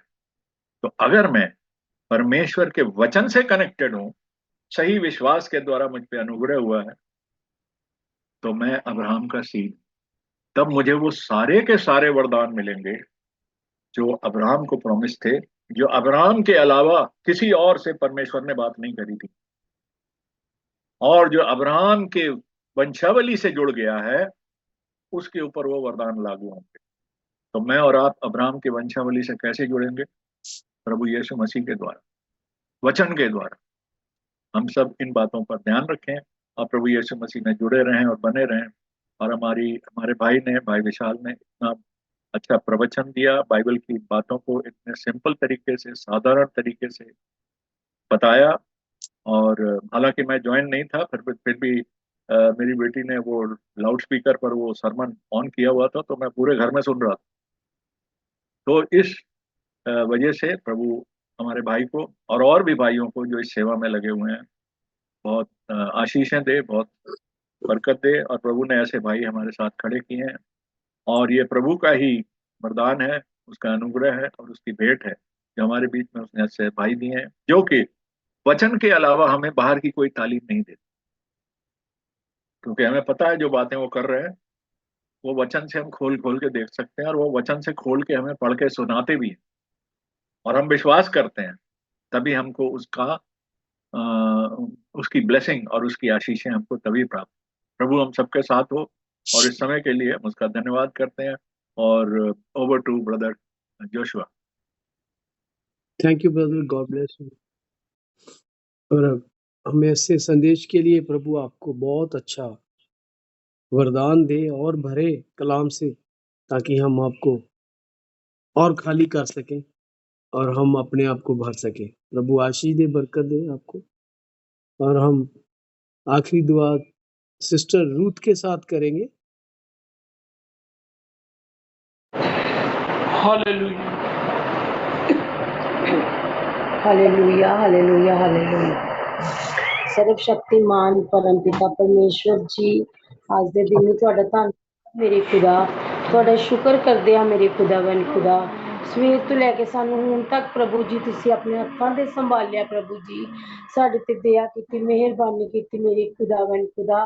ਤੁਹਾਡਾ ਅਸੀਂ ਸ਼ੁਕਰ ਕਰਦੇ ਆ ਪ੍ਰਭੂ ਜੀ, ਸੱਚਮੁੱਚ ਤੁਸੀਂ ਦਇਆਵਾਨ ਪਰਮੇਸ਼ਵਰ ਹੋ ਪ੍ਰਭੂ ਜੀ। ਅਸੀਂ ਆਪਣੇ ਹਰ ਇੱਕ ਭਾਈ ਭੈਣ ਲਈ ਦੁਆ ਕਰਦੇ ਆ ਮੇਰੇ ਪਿਤਾ ਪਰਮੇਸ਼ਵਰ, मेरे खुदावन खुदा जिन्ने भी इस प्लेटफॉर्म पे मौजूद ने प्रभु, बाकी जो अपने घरों में नहीं प्रभु जी विच आ सके, प्रभु जी हर एक ते दया में रहमत कृपा वाला हाथ रखना मेरे खुदावन खुदा मेरे प्रभु जी। छोटे बच्चों भी प्रभु जी तुहाडे अनुग्रह विच रखदे हां प्रभु जी, उन्हां ते भी दया मेहर रहमत कृपा करना मेरे प्रभु जी। आज जो गीत गाए प्रभु, जो दुआवां होईयां मेरे पिता परमेश्वर तुहाडे घर विच कबूल होण, तुहाडे स्वर्ग विच मेरे खुदावन खुदा प्रभु ਜੀ ਤੁਹਾਨੂੰ ਪਸੰਦ ਆਣ ਮੇਰੇ ਪਿਤਾ ਪਰਮੇਸ਼ਵਰ। ਜੋ ਵਚਨ ਹੋਇਆ ਜਿਸ ਬੱਚੇ ਨੇ ਦਿੱਤਾ ਪ੍ਰਭੂ ਜੀ ਉਸਨੂੰ 10 20 100 ਗੁਣਾ ਆਸ਼ੀਸ਼ਾਂ ਨਾ ਪ੍ਰਭੂ ਜੀ ਭਰੀ ਦਿਆ ਮੈਂ ਰਹਿਮਤ ਕਰੀ ਪ੍ਰਭੂ ਜੀ। ਮੇਰੇ ਖੁਦਾਵੰਦ ਖੁਦਾ ਤੇਰੇ ਸਵਰਗ ਤੋਂ ਪ੍ਰਭੂ ਜੀ ਜੋ ਮੰਨਾ ਉਤਰਿਆ ਸਭ ਨਾਲ ਪ੍ਰਭੂ ਜੀ ਭਰਪੂਰੀ ਨਾਲ ਰਜਾਈ ਸਭ ਨੂੰ ਪ੍ਰਭੂ ਜੀ। ਹਰ ਇੱਕ ਦੀ ਆਤਮਾ ਨੂੰ ਤਗੜਿਆਂ ਕਰੀ ਬਲਵਾਨ ਕਰੀ ਪ੍ਰਭੂ ਜੀ। ਹੋਰ ਵਧਾਈ ਫਲਾਈ ਮੇਰੇ ਪਰਮੇਸ਼ਵਰ ਕਿਉਂਕਿ ਤੂੰ ਜਿੰਦਾ ਤੇ ਜਲਾਲੀ ਖੁਦਾ ਹੈ ਪ੍ਰਭੂ ਜੀ। ਸਾਡੇ ਚ ਮੌਜੂਦ ਹੁੰਨਾ ਹਰ ਸਮੇਂ ਮੇਰੇ ਪਿਤਾ ਪਰਮੇਸ਼ਵਰ ਮੇਰੇ ਪ੍ਰਭੂ ਜੀ। ਜੋ ਅੱਜ ਸਾਡੇ ਬ੍ਰਦਰ ਮੈਨੂ ਦਾ ਬਰਥਡੇ ਆ ਪ੍ਰਭੂ ਉਹਨਾਂ ਲਈ ਵੀ ਪ੍ਰਭੂ ਜੀ ਸ਼ੁਕਰ ਮੰਗਦੇ ਹਾਂ ਧੰਨਵਾਦ ਮੰਗਦੇ ਹਾਂ ਮੇਰੇ ਪ੍ਰਭੂ ਜੀ। ਮੇਰੇ ਖੁਦਾਵੰਦ ਖੁਦਾ ਉਸ ਭਰਾ ਤੇ ਵੀ ਦਿਆ ਮੇ ਰਹਿਮਤ ਕਿਰਪਾ ਕਰਨਾ ਮੇਰੇ ਖੁਦਾਵੰਦ ਖੁਦਾ। ਤੂੰ ਜ਼ਿੰਦਾ ਜਲਾਲੀ ਪਰਮੇਸ਼ਵਰ ਨੇ ਦੁਆਵਾਂ ਨੂੰ ਸੁਣਨ ਵਾਲਾ ਪ੍ਰਭੂ ਹੈ ਪ੍ਰਭੂ ਜੀ। ਤੂੰ ਸਾਡੀ ਦੁਆ ਨੂੰ ਸੁਣ ਰਿਹਾ ਪ੍ਰਭੂ ਜੀ। ਅਸੀਂ ਜਿੰਨਾ ਵੀ ਸ਼ੁਕਰ ਕਰੀਏ ਪ੍ਰਭੂ ਜੀ ਓਨਾ ਹੀ ਸਾਡੇ ਲਈ ਥੋੜਾ ਹੈ ਮੇਰੇ ਪ੍ਰਭੂ ਜੀ। ਮੇਰੇ ਖੁਦਾਵੰਦ ਖੁਦਾ ਦਇਆ ਕਰੀ ਮਿਹਰ ਕਰੀ ਕਿਰਪਾ ਕਰੀ ਮੇਰੇ ਪ੍ਰਭੂ ਜੀ। ਸਾਰਿਆਂ ਨੂੰ ਤੇਰੇ ਲਹੂ ਦੇ ਹੇਠਾਂ ਦਿੰਨੇ ਆ ਮੇਰੇ ਪਿਤਾ ਪਰਮੇਸ਼ਵਰ। ਤੂੰ ਕਿਰਪਾਲੂ ਖੁਦਾ ਹੈ ਮੇਰੇ ਪ੍ਰਭੂ ਜੀ। ਸੱਚਮੁੱਚ ਪ੍ਰਭੂ ਸਾਨੂੰ ਸਮਝ ਦੇ ਪ੍ਰਭੂ ਜੀ। ਸਮਝ ਦੇਣ ਵਾਲਾ ਖੁਦਾ ਤੂੰ ਹੈ ਮੇਰੇ ਪ੍ਰਭੂ ਜੀ। ਸੱਚਮੁੱਚ ਤੇਰੇ ਵਚਨ ਕਲਾਮ ਤੇ ਅਸੀਂ ਚੱਲਣ ਵਾਲੇ ਹੋਈਏ ਪ੍ਰਭੂ ਜੀ। ਇਕੱਲੇ ਸੁਣਨ ਵਾਲੇ ਨਾ ਹੋਈਏ ਮੇਰੇ ਪ੍ਰਭੂ ਜੀ। ਉਹਨੂੰ ਸਮਝੀਏ ਵੀ ਮੇਰੇ ਪਿਤਾ ਪਰਮੇਸ਼ਵਰ ਉਹਦੇ ਤੇ ਚੱਲੀਏ ਵੀ ਮੇਰੇ ਪ੍ਰਭੂ ਜੀ। ਹਰ ਇੱਕ ਤੇਰੀ ਮਰਜ਼ੀ ਪੂਰੀ ਹੋਏ ਸਾਡੇ ਜੀਵਨ ਚ ਪ੍ਰਭੂ। ਸਾਡੀ ਹੁਣ ਕੋਈ ਮਰਜ਼ੀ ਨਾ ਪੂਰੀ ਹੋਏ ਪ੍ਰਭੂ। ਤੇਰੀ ਮਰਜ਼ੀ ਨਾਲ ਬੈਠੀਏ ਖਲੋਈਏ ਸਾਡਾ ਸਭ ਕੁਝ ਤੈਨੂੰ ਭਾਵੇ ਤੈਨੂੰ ਪਸੰਦ ਆਏ ਮੇਰੇ ਪਿਆਰੇ ਖੁਦਾ। ਸੱਚਮੁੱਚ ਪ੍ਰਭੂ ਜੀ ਅਸੀਂ ਆਪਣੇ ਆਪ ਨੂੰ ਤੇਰੇ ਜ਼ੋਰਾਵਰ ਹੱਥਾਂ 'ਚ ਦਿੰਨੇ ਆ ਪ੍ਰਭੂ ਜੀ। ਖੁਦਾਵੰਦ ਖੁਦਾ ਮੈਂ ਆਪਣੀ ਸਾਰੀ ਫੈਮਿਲੀ ਨੂੰ ਪ੍ਰਭੂ ਜੀ ਤੇਰੇ ਛੇਦੇ ਹੋਏ ਹੱਥਾਂ 'ਚ ਦਿੰਨੀ ਆ ਪਰਮੇਸ਼ਵਰ। ਦਇਆ ਮੇਰ ਰਹਿਮਤ ਕਿਰਪਾ ਕਰਨ ਵਾਲਾ ਖੁਦਾ ਤੂੰ ਹੈ ਪ੍ਰਭੂ ਜੀ। ਪ੍ਰਭੂ ਸਾਨੂੰ ਸੰਭਾਲਿਆ ਪ੍ਰਭੂ ਜੀ ਆਪਣੇ ਵਿੱਚ ਵਧਾ ਹੋਰ ਵਧਾਓ ਮੇਰੇ ਪ੍ਰਭੂ ਜੀ। ਵਧਾਉਣ ਸੰਭਾਲਣ ਵਾਲੇ ਤੁਸੀਂ ਹੋ ਖੁਦਾ। ਦਇਆ ਮੇਰ ਰਹਿਮਤ ਕਿਰਪਾ ਕਰ ਪ੍ਰਭੂ। ਸ਼ੁਕਰ ਕਰਨੀ ਹੈ ਪ੍ਰਭੂ ਮੈਂ ਤੇਰਾ ਪਿਆਰੇ ਪਿਤਾ। ਸਾਰੀ ਦੁਆ ਪ੍ਰਾਰਥਨਾ ਮੰਗਦੀ ਹਾਂ ਤੇਰੇ ਪਾਕ ਪਵਿੱਤਰ ਜਲਾਲੀ ਨਾਮ ਵਿੱਚ ਪ੍ਰਭੂ यीशु मसीह के नाम में आमीन आमीन। God bless you sister. रूहानी प्रार्थना के लिए आपका धन्यवाद। प्रभु आपको आशीष और बरकत दे। हम अपने अब कैमरे खोल सकते हैं, माइक खोल के हम एक दूसरे को प्रभु यीशु मसीह के नाम में विश कर सकते हैं। प्रभु आपको आशीष दे, बरकत दे। भाई डैनियल जैमसी ji, God bless you, happy birthday. ਤੁਹਾਨੂੰ ਬਹੁਤ ਬਹੁਤ ਮੁਬਾਰਕਾਂ। Happy birthday Emmanuel, happy birthday to you.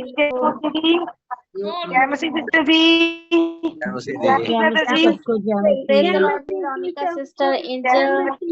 God bless you. God bless you, sister Shakuntala. God bless you, brother Ravi. जय मसीह सबको जय मसीह। God God bless bless you, you sister all. Sister Kuntala. Jyoti, God bless you. R.K. Sister Jyoti, Veronica Jamsi की। Sister Ruth, God bless you. Brother Joshua, मैं चाह रही थी कि daddy के लिए आप गाते हैं सब मिलके हैप्पी बर्थडे। वो पीछे देखो बैलून भी लगे हुए हैं, मैंने बिल्कुल बैलून भी लगाए। जरूर जरूर जरूर। हम एक सभी सभी happy birthday happy birthday Happy to you dear birthday. Brother. Happy birthday Happy birthday to you. Happy birthday Happy to birthday you to dear Daddy. Brother. Happy birthday to birthday, you. dear brother. God bless you, Happy brother जी। birthday God bless you। to प्रभु you. ਤੁਹਾਨੂੰ God bless you Bless brother. you, God शीश God bless bless you. you। God bless सारे you. जय Vishal मसीह bhai, की God बहुत जैम बहुत bless सी धन्यवाद। जैम गॉड सी। Bless you brother. God bless you, God bless you। भाई विशाल, प्रभु ਤੁਹਾਨੂੰ ਬਹੁਤ ਬਰਕਤ ਦੇਵੇ। ਇੱਕ ਅੱਛੇ ਸੰਦੇਸ਼ ਦੇ ਵਾਸਤੇ ਪ੍ਰਭੂ ਨੇ ਤੁਹਾਨੂੰ ਇਸ ਸੇਵਾ ਦੇ ਵਾਸਤੇ ਬੁਲਾਇਆ ਹੈ। ਇਸ ਲਈ ਪ੍ਰਭੂ ਤੁਹਾਨੂੰ ਇਸ ਸੇਵਾ ਦੇ ਵਿੱਚ ਇਸਤੇਮਾਲ ਕਰ ਰਿਹਾ ਹੈ। आमीन God आमीन bless you special way in a special way for this service। ਭਾਈ ਲੇਖਰਾਜ ਜੀ, ਤੁਹਾਨੂੰ ਸਾਰੇ ਪਰਿਵਾਰ ਨੂੰ ਦੇਖ ਕੇ ਬਹੁਤ ਖੁਸ਼ੀ ਆਨੰਦ ਹੈ। ਪ੍ਰਭੂ ਤੁਹਾਨੂੰ ਬਹੁਤ ਬਰਕਤ ਦੇਵੇ। Sister Shakuntala ji, God bless you, God God bless bless you। You brother. Happy birthday brother. God bless Thank you. you sister Angel, hello। Angel ने आपके लिए कार्ड बनाया। एंजल ने Hello, आपके लिए कार्ड Angel। बनाया। क्या बात है। Happy Ah, birthday to that's me। so nice. Angel बहुत प्रोएक्टिव है। उसको पहले से पता होता है क्या करना है। बिल्कुल उसने फटाफट बना लिया अभी। नहीं फटाफट एंजल, उसके अंदर कुछ है? मैंने हाँ। स्कूल से आके मैं लगी बनाने में। मैंने सुबह याद आया, ओ अंकल का बड़े पापा ने बताया था। फिर मैंने अपने आप को अब मैसेज डाला, एंजल याद रख